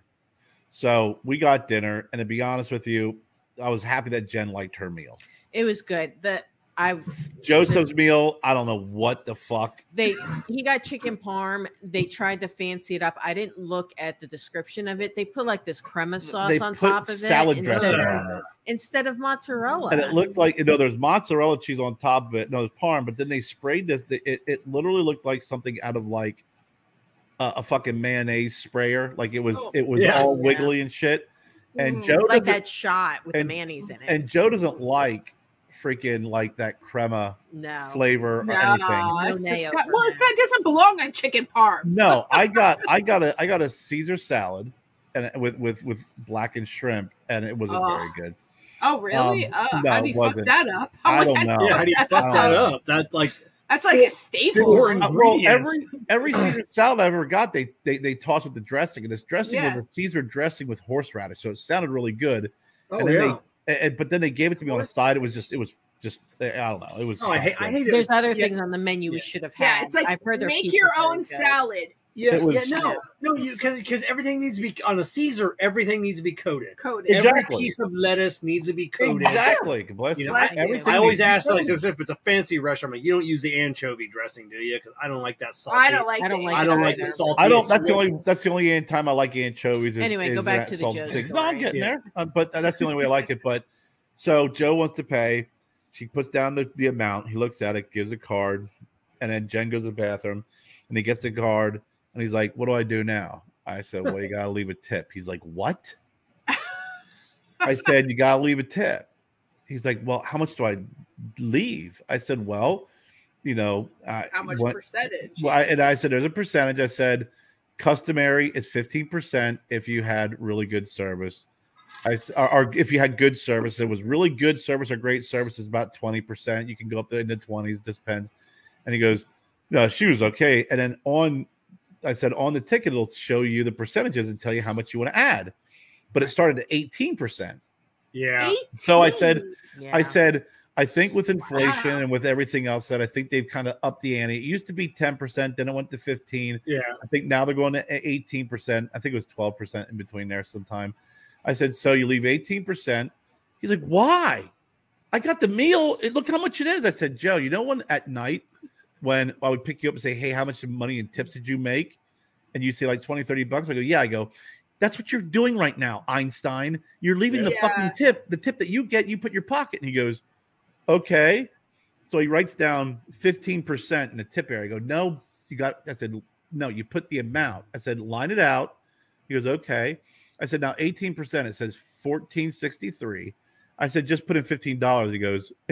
He goes, what? I go, just round up, put $15. He goes, no, I'm not giving her my coin. Oh, what?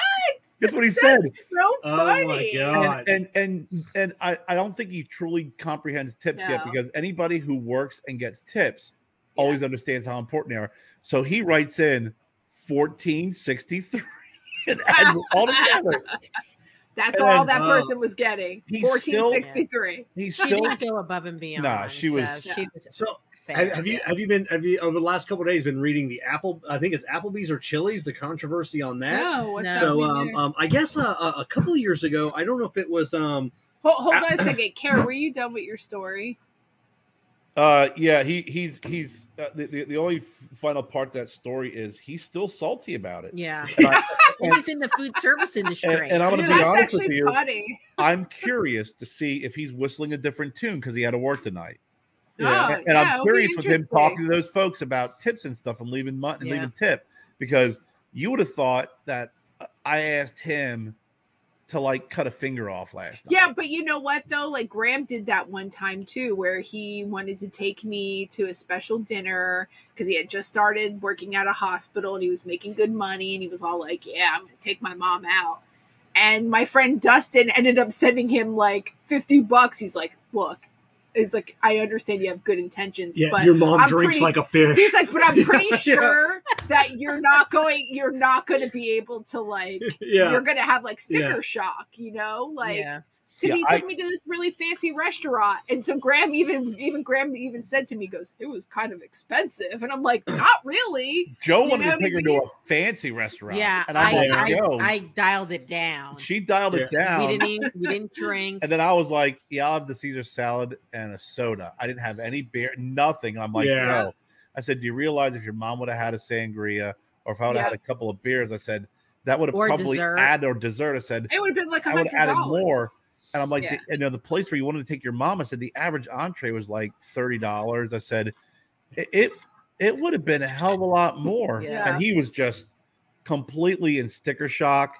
We put some money in his account for him because I transferred money in because he was like, I saw what his account. He was like big dick swinging, wanting to take Jen out for a fancy restaurant with $60 in his account. Yeah, but see, that's what my friend Dustin. We're gonna go to Mike's, Jersey Mike's is where we're gonna go. Yeah. But that's sweet though. I'm glad that he did that. But honestly, it was really sweet. We are good tippers. Like we tip, especially now. Especially during COVID and now. Like depending on where we go, I mean, it's like 25%. Like if you give really good service and like it's 25%. Is I mean we tip really well. But right now, like I said, it's either Applebee's or Chili's. You know when you get the ticket or you're paying at the table and they say like you want to leave like 15%, 18%, 20%. Everybody just hits like that number. They're falsifying those numbers. So if it's like they'll say like leave 20%. And it's actually like, an extra $8.73. Right. Well, if you do the math, it's not. It's like $6. So how are they saying that? Well, so they're not charging you more, but you're paying more than what you really. So you're not. They are charging you. Well, they're charging you for your tip. They're deciding what their tip is. Well, instead of you paying 20%, hitting that button to 20%, that number is actually like 23% or 24%. Oh God! So they're falsifying that number. You think you're leaving. Yeah, you're leaving. So that's what because I guess a couple of years ago there was a class action lawsuit against another. Oh my God, Kerr totally disappeared. That was freaking awesome. So God, it's like Harry Potter. Yeah, so there was already a class action lawsuit against another chain like this that went through the same thing, that were falsifying those numbers. So now they're starting but I gotta again. say something. That's fucked up though, man. I have to say something though. No, you know what's also fucked up? Don't hit those fucking buttons, people. Tell them what you want your tip to be, right? Like I would never be like, I'm gonna be 15%. I'm telling them I'm leaving you $5. Yeah, like here you go. It says on there, 20% equals $8.73. But if you take that $8.73, I don't do that. It's really like 22%. You have to be a better mathematicician, Jesse, because But I don't do that. But the system makes you do it though. I don't click that button. Yeah. When we ate, I think when we ate at Bahama Breeze, it was like that. They bring the little freaking That was the same. They bring the little screen out and they say, "Here you go," and that's how you do it. You don't go, "Hey, listen, take this fucking machine away from me, and I want to. I'll write it in." Then I would say no. Well, they have the. You say no, then, Jess. Well, they usually have the thing other. You can put in your own amount. You had your opportunity at Bahama Breeze to take a stand, and you didn't. Listen, so we're good tippers, but Applebee's, we do the curbside pickup. We don't eat in Applebee's. And I always say no to the tip online, and then when I go there and they give me my food, I give them a cash tip. Yeah. What's different? I don't. Yeah. But I'm just saying, I rather try to do a cash tip than do. We're good tippers, but I really want the servers to, like the girl last night. She knew Joe wasn't happy because we asked, "What is this on top of it?" And she goes, "It's like green goddess." The look dressing. on his face was like freaking. It's like she could have said, "Hey, do you want us to change this?" Or like we had the look on his face was like they put down a freaking live chicken, which was freaking good. Like, hey, you want another? You want another pretzel? Like there was no asking. What like can you're I do not satisfied. What can we do to make this better? Well, not even not satisfied, but you know how you and I'm a big tipper too. I do like because I really do appreciate when someone, they're working hard, especially if they go above and beyond. But if someone just is literally, and you can tell it's like any job when someone's just checking the box and doing what they have to do. And when she came over and she put Joe's food in front of him, he visibly, I mean, it looked like she put a live chicken in front of him. Like the look on his face. Oh my god! Just like what the hell is there? Like, you okay there? Yeah. Oh yeah, it's nuts. And to have someone proactive, and I was telling Joe, I said, someone like in that situation, especially when people may feel uncomfortable sending food back, the server's job at that point is to see if you're happy and read you, and then kind of take the responsibility off your shoulder and say, you know what, let me take that back and I can get that fixed for you. And then they are the ones who are initiating it, not the person who's buying it, and they don't feel uncomfortable. Well, they don't feel like they're putting you out. I will tell you, when Graham and I went to the Biltmore, we did our whole tour, and then we had some time between when we had to go to the Van Gogh thing. Well, we decided to go to one of the restaurants there that they had at the Biltmore, and they were busy. I mean, it was like no joke. Like there was just tons of people. And our waitress, she was actually great. Like a little annoying kind of because she almost checked on us too much. But like she was really on top of it. I mean, she kept making sure our water was full. She just like grabbed, she was just one of those waitresses that was like, I'm just going to keep these people happy, like regardless. And like waitresses like that I like because they're not like overly like trying to chit chat with you, but they'll make sure you have your drink and all that stuff without really asking you, because it's like the refills are free. It's not like you're paying for, unless you have a mixed drink, that's different, or like a beer or something. But like I've been to restaurants too where it's like they just don't care. Like the waitresses can care less. I've also been waiters, but like for the most part, I think with COVID, when COVID happened, everything was curbside for the longest time. But now that restaurants are open again, it's almost like people don't know how to like, it's like they hired these people. It's like they don't care. Yeah. You're getting your food. You're welcome. Yeah, I've also been to restaurants with talking about a good server, and they'll ask you, have you been here before? And then when you order like a chicken parm, they'll ask, have you been here before? We make this a little different. Right. Yeah. Chicken parm doesn't have fucking... because everybody knows what chicken parm is. She should have said, have you been here before? Because our chicken parm has this on it, or our jizz on it. Yeah. Or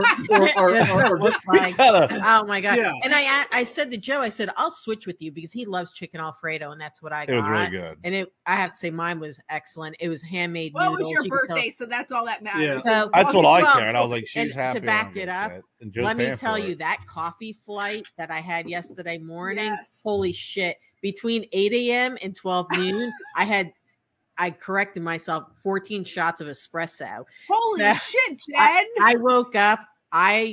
Amazingly, my heart didn't explode, but I felt like I was on speed. I was, when she came home, I was so fucking annoyed with her. Kerr made me a latte when I woke up. That's 4 shots right there. Ooh. Joe and I had a hair appointment, so on the way to see Kelsey, stopped at Starbucks. Yeah, it was fun though. I enjoy going to the salon with Joe. It's quite comical. No, and I told you the stories, which I can't tell on here. So we stopped at Starbucks, had a quad latte, so that's another 4. So now we're up to 8. Then right around the corner was Caffeine with a K. Coffee shop, and I saw on Facebook they had coffee flights, and I'm like, what? That's what I'm talking about. So I met Samantha, Sis, and Killian came, and then me and Joe. Their breakfast sandwich on the croissant was probably one of the best croissants I've ever had. Super flaky, buttery.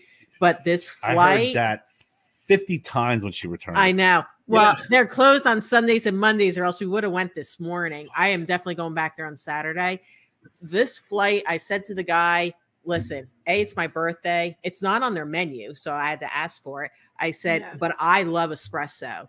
And he goes, what 4 do you want? I said, surprise me, as long as they're all hot. But nice. So we sat outside, so they're basically cold anyway. Freaking fantastic. One of them was a creme brulee, which was a little weird because they did toast the sugar on the love that. A little toasted sugar on the top. Once you broke through that, the coffee underneath it was great. Was it? But it was like double shots. So another 8 on top. It was, and then Sammy had him too. We were like 2 crackheads. Oh my God! I what do are this doing? when we come again. We're doing KMA this show. Yeah, I was we were listening. doing a KMA We were show. listening to the show at the salon. And then Kevin and I were talking afterwards. Jen got home. I finished I got up. him Wendy's. I finished up. I walked in the house, and it was like a verbal tornado. And I heard shaking. I heard the freaking story about the sandwich like 5 times in a row. Good. I was like listening. I went over. I got my freaking Wendy's. I ate it, and then I walked out. And I think as I was walking out, it was just like, I don't know how this. You guys have. I want to go to McDonald's. Have you seen their new the menu hacks for the new sandwiches? So they've got like they're not on the menu. You have to ask for them. Yeah, Joe always tells about the secret menu. The super crispy fries. You ask to double dip them so they're crispier. So, well, this one it's a crispy. You can get like the McDouble with a filet of fish on it, so you don't have to like, because some menu hacks is you order 2 or 3 things and you put them together yourself. They build them for you, so you can get like a McDouble with a filet of fish. You can get like a crispy McDouble that's got like 2 chicken nuggets on it and barbecue sauce. Okay, that might be good. So I don't want anything with fish. So on they it, just had that fish. press release the other day. So they're the new menu hacks. So Listen, you got to I highly doubt Joe's that's on happening in Joe. Englewood, Florida. I don't think I would trust. Yeah. To ask any of them, to Yeah, be like, yo, you want to make me this special menu? Yeah, I item? think the one is called Land, Air, and Sea. It's the filet of fish, like 2 chicken nuggets, and then like the burger. It's called like the Land, Air, and Sea or something. That's awesome. Yeah, when I worked at Burger King, we had an old couple that came in every day, and they called it the vegetarian Whopper, and basically all the lettuce, tomato, onions, everything we put on there, but we didn't put the meat in there. Right. And then we always had people that, and I learned this too, especially when you want like the fish. If you want to make sure your fish or your chicken is fresh, you always ask them to double dip it. That will double fry it, because what they'll do is they'll make some patties and they'll put it in a heating drawer. Yeah, it may not be crisp, but if you ask them to double dip it, they'll throw it in for like another 30 seconds or a minute, and it crisps up. Joe's on his way to McDonald's. I could see him on his map. But Joe's the king of the menu hacks. Yeah, I was at Publix. Awesome, I was at Publix once, and someone was ordering a sub, but all the fixings, and it was just all the is a veggie sub. Yeah, and they had them put it in a bowl. So everything that they put, and then salad, and then they had the bread on the bread. So they ordered a salad with bread on the side. That is stupid. Why don't you just make it themselves? Okay, I want a sub, but I don't want the meat. I want the lettuce, tomato, onions, and the olives and the pickles, but in a bowl. No, that's what she did. So they started off with the bowl. They put the lettuce, and then she put all of the fixings that she wanted. Part of the problem is I can't do any of these hacks because I hate ketchup and mustard. So then I'm even more complicated. So I'm like, hey, I want to do this special menu item, but you need to take all this other shit off of it. So I can't do any of that stuff. I'm the worst customer for that. So I just get basic shit. I do want to try the burger. I do want to try the burger with the filet of fish. Ew, God, I can't eat fish. Especially not from McFucking Donald's. So I'm gonna look up the hacks and know which one to order. I like a good filet of fish, but I like the filet of fish from McDonald's if it's fresh.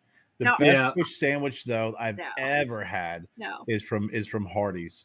No. Hardee's has the best because it comes on a sub roll and it's a big freaking it can't be real fish. That's all I'm saying. It cannot probably be real fish. the best fish sandwich we have around here is the Irish pub. Yeah, and you get like a big hamburger bun. And then you get this piece of fish that is like 12 inches long. It is sticking out of the bun. But it's fresh. It's real fish. Yeah, I'm talking fast food fish. I don't eat fast food fish. I don't know. The McDonald's filet of fish, when you get a good one, man, it is good. I think better.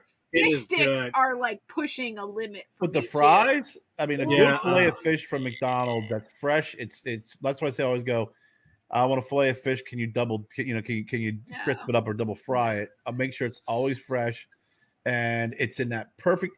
For some reason, McDonald's food is the best travel food because it doesn't have all the extra shit on it that falls off unless you get a Big Mac. Big Mac's just you can't eat a Big Mac in a car.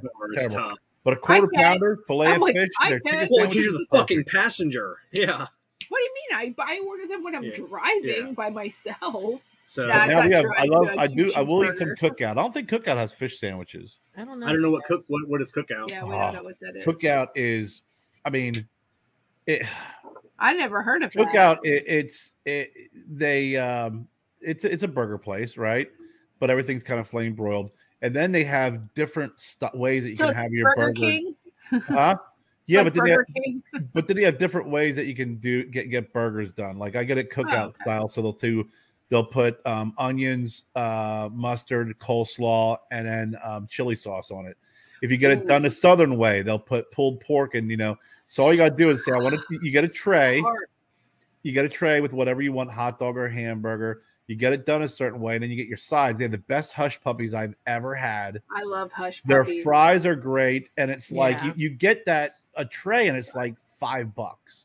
And oh wow, and it's all kind of like wrapped up, so you kind of feel like it's like a Cookout. Like you ever see those road stand chicken? Yeah. Oh yeah. It kind of reminds you of something like that. So it's all wrapped up, and I think they got, in my opinion, it's my favorite fast food place. Yeah, and I like those because it's technically not exactly fast food. It's like a step above fast food. It's good food fast. Yeah, good food fast. There you go. Yeah, that was what's his face. That was. Yeah, no, he did not coin that. I know. No, that's a Judge Reinhold line. That's Judge Reinhold line, I think, from Fast Times at Ridgemont High. Remember, not fast food. It's food fast. I always say lines from that at work, and people are like, "What are you talking about?" I'm like, "You've never seen that movie? Oh what the fuck is wrong with you guys?" But then I got to remember they're young. Yeah, Wendy's is still my go-to chicken sandwich. Wendy's is good though. I like Wendy's. I had a junior bacon cheeseburger from there. Yeah, great burgers. I think Wendy's has like literally best probably fries. the best. No, the worst fries. No, I think they have the best fries, especially with a frosty. When they're fresh, dip them. Oh yeah. They have the so best good. chili, and then they have the best breakfast sandwich. That Baconator for that breakfast. Baconator is fucking phenomenal. I've never had that. The Baconator is good. So, they used to have great baked potatoes, stuffed baked potatoes. Yeah, they do. Oh, they do potatoes anymore? They've always they done used it. to. They no, their cheese sauce is fantastic. They used to have the baked potato bar and everything. Yeah, because they use cheese sauce versus just fucking shredded cheese. So my shift supervisor, her wife freaking works at the Wendy's in Englewood. Well, she did. Now she got transferred back to Port Charlotte. So every morning when Melissa and I would open, Melissa would stop at Wendy's, get free Baconators for everyone at work, and come in, and I'd be like, I'm going to have a heart attack if I eat these every day. I remember my first wife, Mary, when we first got married. She still worked at McDonald's. She worked at McDonald's like 5 or 6 years all through high school, then even afterwards before she went to the hospital to CNA. But so she'd come home, and me, Brian, and a bunch of guys sitting around, playing video games. Yeah. And she would come home with 2 or 3 bags of hot apple pies, burgers, all the leftover food. Oh, yeah. And then we would just attack it. This is before she became a nurse? Yeah. 27 Mary was years. 27 years Mary has been at the same hospital. She just posted it today, and I was like, damn, Mary, you go. She's like, I deserve a plaque. I'm like, I almost want to, I feel like we should get her a plaque. Yeah. To commemorate her now she does 27 years. Now she's like the heart monitor tech. She's been at the same hospital for 27 like years. 4 different owners of the hospital. Crazy. Huh? Well, Kerr knows, hospitals change names and ownerships. But the same freaking hospital, like that's amazing. But think about that, 27 years. You guys got married when? How old were you? 17? I was 16. She was 18. And not because she was knocked up either. They just got married. Fucking who does that? Who does that? Have you ever had breakfast from McDonald's? I mean, have you ever had breakfast from Wendy's? No, that's what we're talking about. The breakfast Baconator. They have a breakfast Baconator. Yeah. Yeah. It's the best. I never had the breakfast Baconator, but I need to. I've gotten they have a chicken sandwich, like a chicken on a biscuit, and I'll have them add egg on it. Yeah, and that biscuit that they have, it's sweet. They brush it with sweet butter or something. So good. I don't like their potato wedges. No, their potato wedges suck. I'm not a fan. I will tell you right now, if you're a Dunkin' if you go to Dunkin' Donuts, whatever you want to call it, they have hash browns and the bacon that they have, the little snacking bacon it's called. Fucking amazing. The bacon's okay. The hash browns are okay. You gotta tell me that bacon is fucking good. They're loaded. They have bagel bites. They're like little round, almost like Dunkin's Munchkins, right? But they're bagels, and they got cream cheese in the middle. Those are the bagels. They were on Shark Tank. Good. And they're good. Yeah, you can get them in the freezer section now. Yeah, they're real good. Yeah. Oh, really? Can you? Starbucks took them on. They used to have them. Oh, Phantom bagels. Yeah, they were really good. Oh, but I will tell you, like the Dunkin' that snacking bacon, freaking good. Yeah. That snacking bacon is shit. Yeah. I don't give a shit what you say. That Wendy's breakfast baconator is the best. I need a baconator. I need snacking bacon. I like Waffle House for breakfast. Waffle House? Oh yeah. Nothing beats a good Waffle House. I mean, I don't know. I guess I'm an IHOP versus let's Waffle put it this House. way. I have not eaten fucking any fast food. Like, I had fucking chicken salad with no bread today. Like, I've been eating so good. I want all of this stuff now. Thank you, everybody. But IHOP and Waffle House is different. Like when you go to IHOP, it's like I'm going to breakfast. I'm going to take the family out for breakfast. You know, Waffle House is like, I would just go to Waffle House. I'd just rather make my own breakfast. I'd rather make my own breakfast. Love scrambled eggs, raisin toast, hash browns. Sometimes just pancakes out at somewhere else are just better than home pancakes. I don't think so. I would rather make it at home. What the hell's a country? Cracker Barrel. Cracker Barrel, yeah. Cracker Barrel, like you order a breakfast. You order Uncle Herschel's breakfast. It's like it comes in a skillet 18 inches wide. I have never had any breakfast from Cracker Barrel, but I have had dinner at Cracker Barrel, and I'm sorry, Cracker Barrel sucks. I'm not a huge fan of it. It is the worst food ever. What sucks? Everything. All of it. Even their collard greens suck. Where? Anywhere I've ever eaten at Cracker Barrel. He's trying to get you to say the word. What? Cracker. The restaurant. Cracker Barrel. Okay. Because twice you said crackle.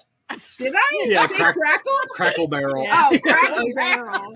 Cracker Barrel. Jen was talking. Kerr stopped talking. I go, is he gonna say it? Is he gonna say it? I knew the look through his eyes said, like I'm not. I don't think I said crackle. I think I just did. You said crackle. Yeah, Crackle Barrel. Crackle Barrel. Crackle Barrel. I can't even say it. Crackle Barrel. So Cracker Barrel sucks. I've never had anything good from that. Their breakfast is the best. I love that. I never had breakfast, so I can't pecan pancakes. Best pecan pancakes. I will say they have the best breakfast. Listen, that's bullshit. I have not had it, so we cannot define Cracker Barrel as the fucking. You wanted to say it. Just say the barrel. The barrel. The barrel. Cracker. It's the cracker bottom place of the barrel. where only fucking apparently white people go. Crackers. Yeah. Crack-ass crackers. Yeah, well, depending on where you go, black people aren't allowed. What? What did you just say? Yeah, so you've never heard like so many lawsuits of black people not being able to get into Cracker Barrel or not being served? Oh, I've never heard that either. I like their old candy, the old time candy, and they're we sell that at Goodwill. How sad is that? Guess who else sells it? Fucking Walmart. That is not like a specific candy to them. You can. It's go the whole Walmart, ambiance. Goodwill and fucking buy the same goddamn it's a country store, feeling kind of country. We sell their fucking candy. Sitting in the rocking chair, playing some checkers. Big checkers. Yeah. Waiting for Crackle. You can buy that shit online. It's got the same goddamn checkers. Their breakfast, so when you order like an Uncle Herschel's breakfast, it comes. You can order. It's like, I want my eggs done this way, and then you get like 50 sides with it. And I would say Cracker Barrel has the only place that cooks eggs correctly. Like however you want your eggs, that's how you're fucking getting them. No. over easy, over medium, over hard. You haven't had fried. breakfast there though, Jess, so you don't. Know. At the end of the day, I'm never going to because I think they're a horrible establishment. I don't like anything about their establishment. You have to go for terrible. In order for look at it as a scientific study. We're gonna go. We have one here, and I will never go to it. I've never been to one it. up here. Well, maybe you got to go to the Cracker Barrel, not to the Crackle Barrel. Maybe it's the wrong place. It's like I've been to ones in North Carolina. I've been to ones in South Carolina. I've been to ones all over the place, and they all suck. We used to have a Waffle House, and we had a Huddle House. But I've never had breakfast. Expecting a Waffle House. I love me a Huddle House. Oh, they closed it down. Yeah, the Huddle House that we went to, it was old school. You walk in, everyone's smoking. It was greasy, and that's it was what we went to years ago in North Carolina, out in the middle of nowhere. Yeah, that one had the best. There's a Huddle House. Oh my god! They've been around. Huddle House has been around for longer than Waffle House. They were around for a while, and I think it had something to do with a football oriented because of the huddle, like a Huddle House. Oh, is that what it was? Maybe. I believe so. But they've been around. I couldn't believe how long the history of Huddle House. I'm just a huge fan of hole in the wall places, like off the beaten path. Like we don't have that for breakfast down here. That's what I fucking hate about it. Really? Yeah. I miss a greasy spoon diner. I do too. I want it to be an old pan. Waffle House is a closest thing you get to a diner. We went to a place in North Carolina that his friend Butch suggested where we were. That was like the best biscuits and gravy. And it was just some little like hole in the wall diner place. I remember going back like 25 years ago. Me, Brian, and my buddy Mark, we went away, drove up to Ohio for like the weekend to go out, and that's what we used to do as fucking kids. We would just drive across the fucking country. So we were out in the middle of Ohio, it was for a car. Actually, it was for the car show, the Hot Rod Nationals, or the Hot Rod Power Tour. Out in the middle of nowhere in Ohio, we stopped at this little greasy spoon diner.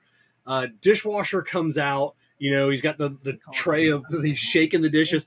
Got a cigarette hanging out of his mouth with like a 2-inch ash, like shaking the dish or the spoons and forks, not the dishes, the silverware, and he's putting everything in the little things. And we're like looking at this ash he's shaking. I'm like, is it gonna fall? You know what it's called?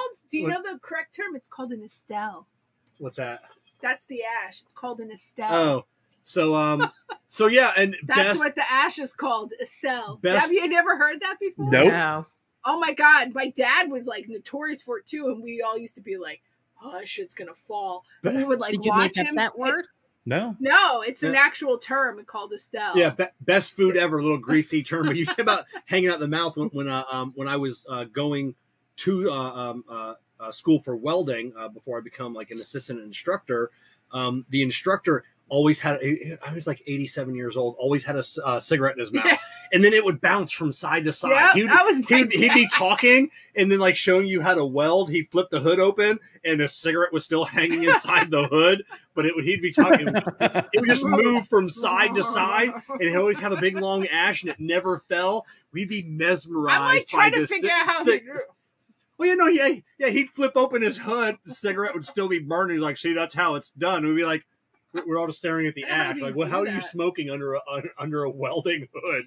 That was a different time, man. I tell you. I think the Mexican restaurant in Malden, in the strip mall, that's next to that hot dog place, or no, not the Goodwill's there. Yeah, the Goodwill, and then the Ace Hardware. Yeah, I still think they have a smoking section inside. Oh, that's awesome. Oh, speaking of Goodwill, what about my sweet donation with Michael Jordan? Did you bring it home?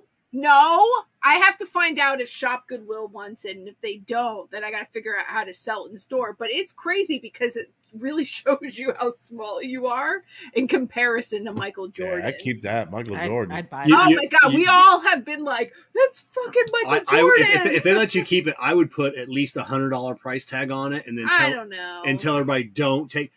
Michael, I mean that was young Michael Jordan. I mean that was awesome. That's probably Michael Jordan when he's 22 years old. I will tell you that cutout or the cardboard whatever display of him is in fucking awesome condition too. I mean it is like it's fucking awesome. Whatever you sell it for, no matter what it is, they're going to double that price online. They're going to flip it. So that's true. But I mean, God, that was so freaking hilarious. I loved it. Fucking Michael Jordan. I was like, oh, this is so cool. No, I love that. I thought it was great. And like Kevin said, Yeah. when you get finds like that, you know, with Yeah. some of these guys from back when they were younger, so these wall stars, I'm like, Oh yeah, I still have Yeah. I think it's out there in our displays, the jar, or the not the jar, but the glass bottle of Pepsi when it was a Shaq with Pepsi, yeah. and it was Yeah. Shaquille O'Neal Pepsi. I still have a sealed, bottle. God, of we get Shaq we get Pepsi. so much stuff donated that's like different Pepsis and stuff like from race car, like all that stuff. Yeah. Obviously they're sealed, but like how much is that stuff really worth? If you're a collector, because it depends on the product. Like my dad still has. I don't know if I brought some home. I may have brought a couple when I was up visiting, but he still has like either a 6-pack or a 12-pack of Coke bottles with them all painted up when Penn State won the national championship. I think in 81 or 80 when they beat Georgia.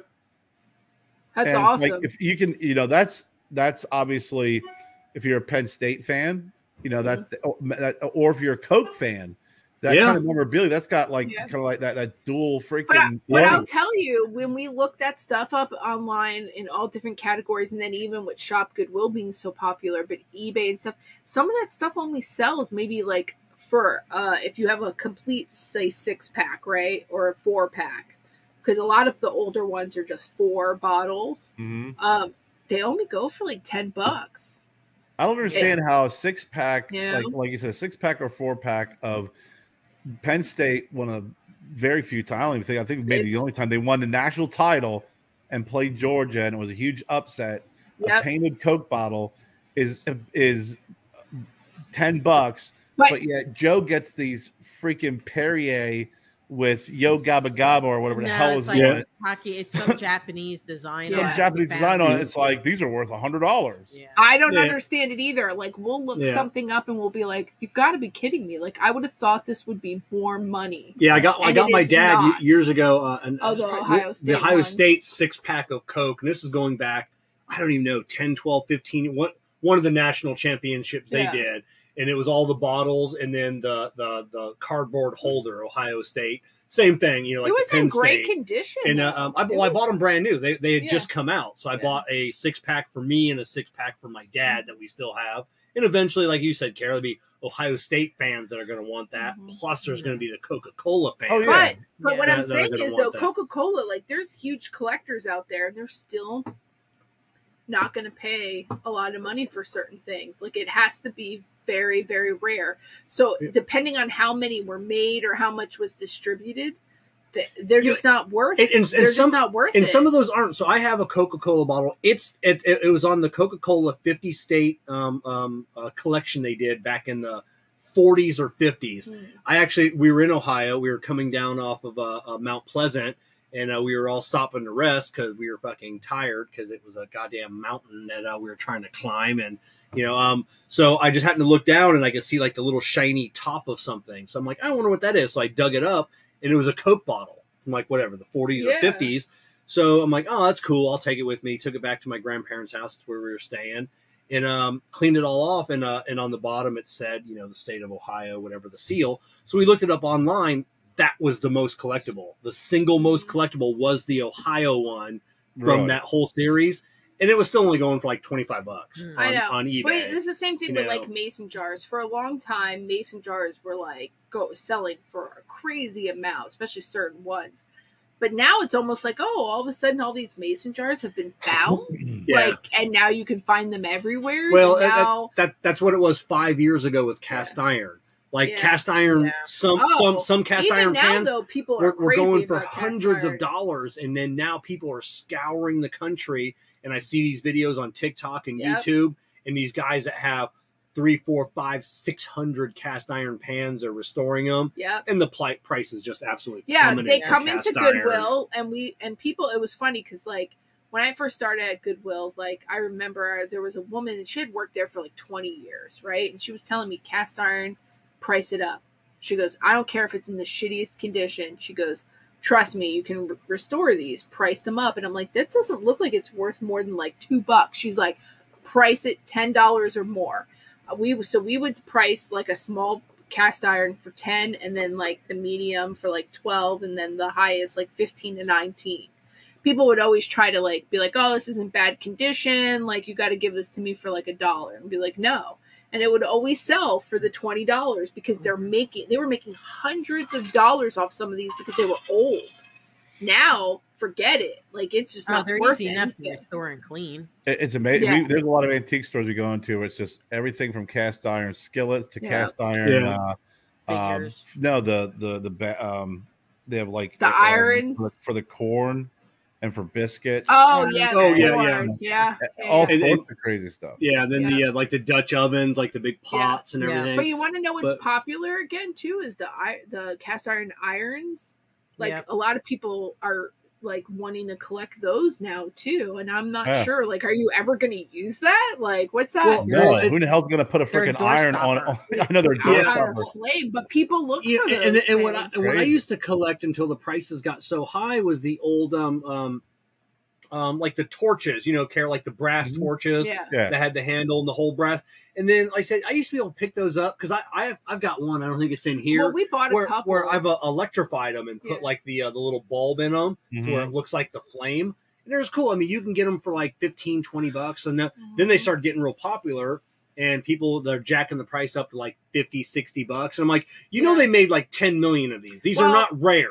Well, just because it's brass and old, so I stopped buying them because, like I said, the price just went through the roof. I found that one fire extinguisher that I got you that's old. Yeah, but now even that's popular now. Yeah. People want to collect those. So, we've seen a few of them.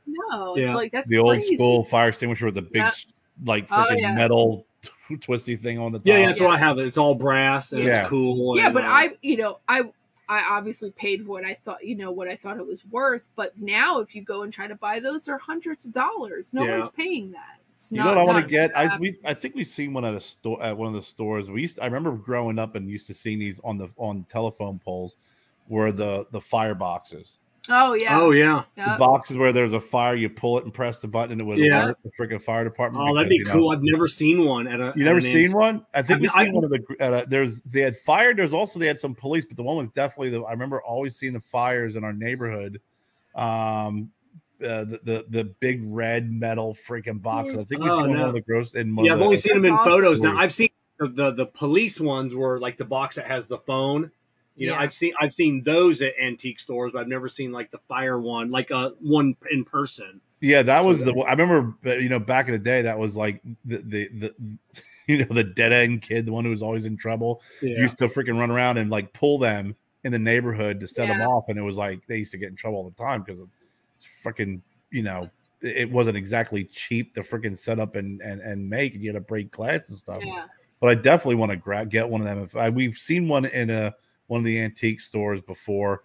I think they're probably just asking too much for them because it seems like we go to these antique stores and everything's overpriced. Yeah, it is. And they don't take anything that's even reasonable. Like we were looking at old tables and chairs. Jen had sent pictures through, the Bullies chat, and they're just ridiculous. They were asking a ridiculous amount of money for that. Yeah, they were. But if you really broke it down to 4 chairs and a table, I can see maybe going 200 less on it, where each chair would be maybe 150, and then the table, because it was in excellent condition, that going for 500 or 400. Not asking that, like I think it was like 1,200 or something like that. They were asking a ridiculous amount of money for it, because it's old, and they think because it's old, it should be expensive. But here's the thing too: there is a lot of replicas out there, and people have to be very, very, very careful, because there are some good quality replicas out there. And that's also part of that saturated the market too. And so you might not be getting a legit thing. Even when you go to these antique places, they're there to make money, and some of those places are just not, they're not good, legit places. I'll tell you, but what's that? So I'd pay half for a replica. I know. I bought some replica stuff because I just want something for the looks. Yeah. So I don't care if it's that old. Yeah. But like we get pianos, organs donated to us and stuff, like just, like all kinds of instruments. And a lot of times, like when it's like, guitars and stuff, we can send and they can post those. But a piano, they can't. Like, there's no way someone's, unless it's going to be local pickup. Drop a piano off. That's Good So- a freaking. I will tell you how heavy and how many times, like, we now to the point where I'm like, please don't drop that off here. I'm like, please, like, I can we imagine just don't seeing want someone someone pull up cleaning in out a an trailer. estate. So no, these people just don't want to move it. It's costly. It's They're like moving it to Goodwill. well, they have because it's like they hire movers, and then that's the movers drop that off. You know, like it's the last thing they pack, and then it's gone, and they don't have to bring it wherever they want. Like so, a lot of people are downsizing, so they don't have room for it. So when we get these, we know they're worth a lot of money, but we can only sell them for like $200. People are literally getting the best deal. Because we Gotta buy a can't piano sell now. it. We need to go down to Because Jessica's Goodwill. we're freaking piano. We get them people. all the time. I can't even begin to tell you how many I have sold. And I've been with Goodwill for 10 years, and I have probably sold over like maybe 50 pianos since I've been at 3 different stores. We get so many. It's ridiculous. And I can't even begin to tell you how many like beautiful violins and guitar, like, you know, just everything that we get in cases and stuff, and they sell for hundreds of dollars online. It's insane. It's absolutely insane. Well, on that note. On on the piano. Yeah, the buy your piano. pianos at Goodwill. And the crackle barrel. Yeah. Crackle barrel. The crackle barrel. Not the crackle barrel. It's like the guy who you know, got the genie out of the lamp, and he said, "What do you?" Nah, never mind. Sorry, I lost my train of thought. COVID brain. All I COVID know brain. is it's a genie wishing the guy he wanted to grant him his wish, and then a small guy shows up, appears on the bar playing a piano. And he said, "No, I wanted a 12-inch penis." Yeah, What? yeah. That's weird. Not a 12-inch penis. Pianist. That's funny. Yeah. Pianist. Yeah. Penis crackle. Crackle barrel. I'm Bully Kevin. I'm Bully Jess. Bully Kerr. I'm Bully Jen. And remember, Bullies make good friends. I was saying the Jessica beginning messed thing. it up. We gotta do it again. Oh, Kev, what the hell? What did she say? It's because you Yeah. guys are I was reversed. saying the beginning one. Yeah, we are the Broadleaf Bullies. So Rack your ass, racker. Yeah, Racker gives yeah. students all my mean Yeah. business. I'm Bully Kevin. I'm Bully Jess. I'm Bully Kerr. I'm Bully Jen. And remember, Bullies make good friends. From Kev, Jess, Kerr, and Jen, we are the Broadleaf Bullies. Thank you for joining us, and remember, bullies make good friends.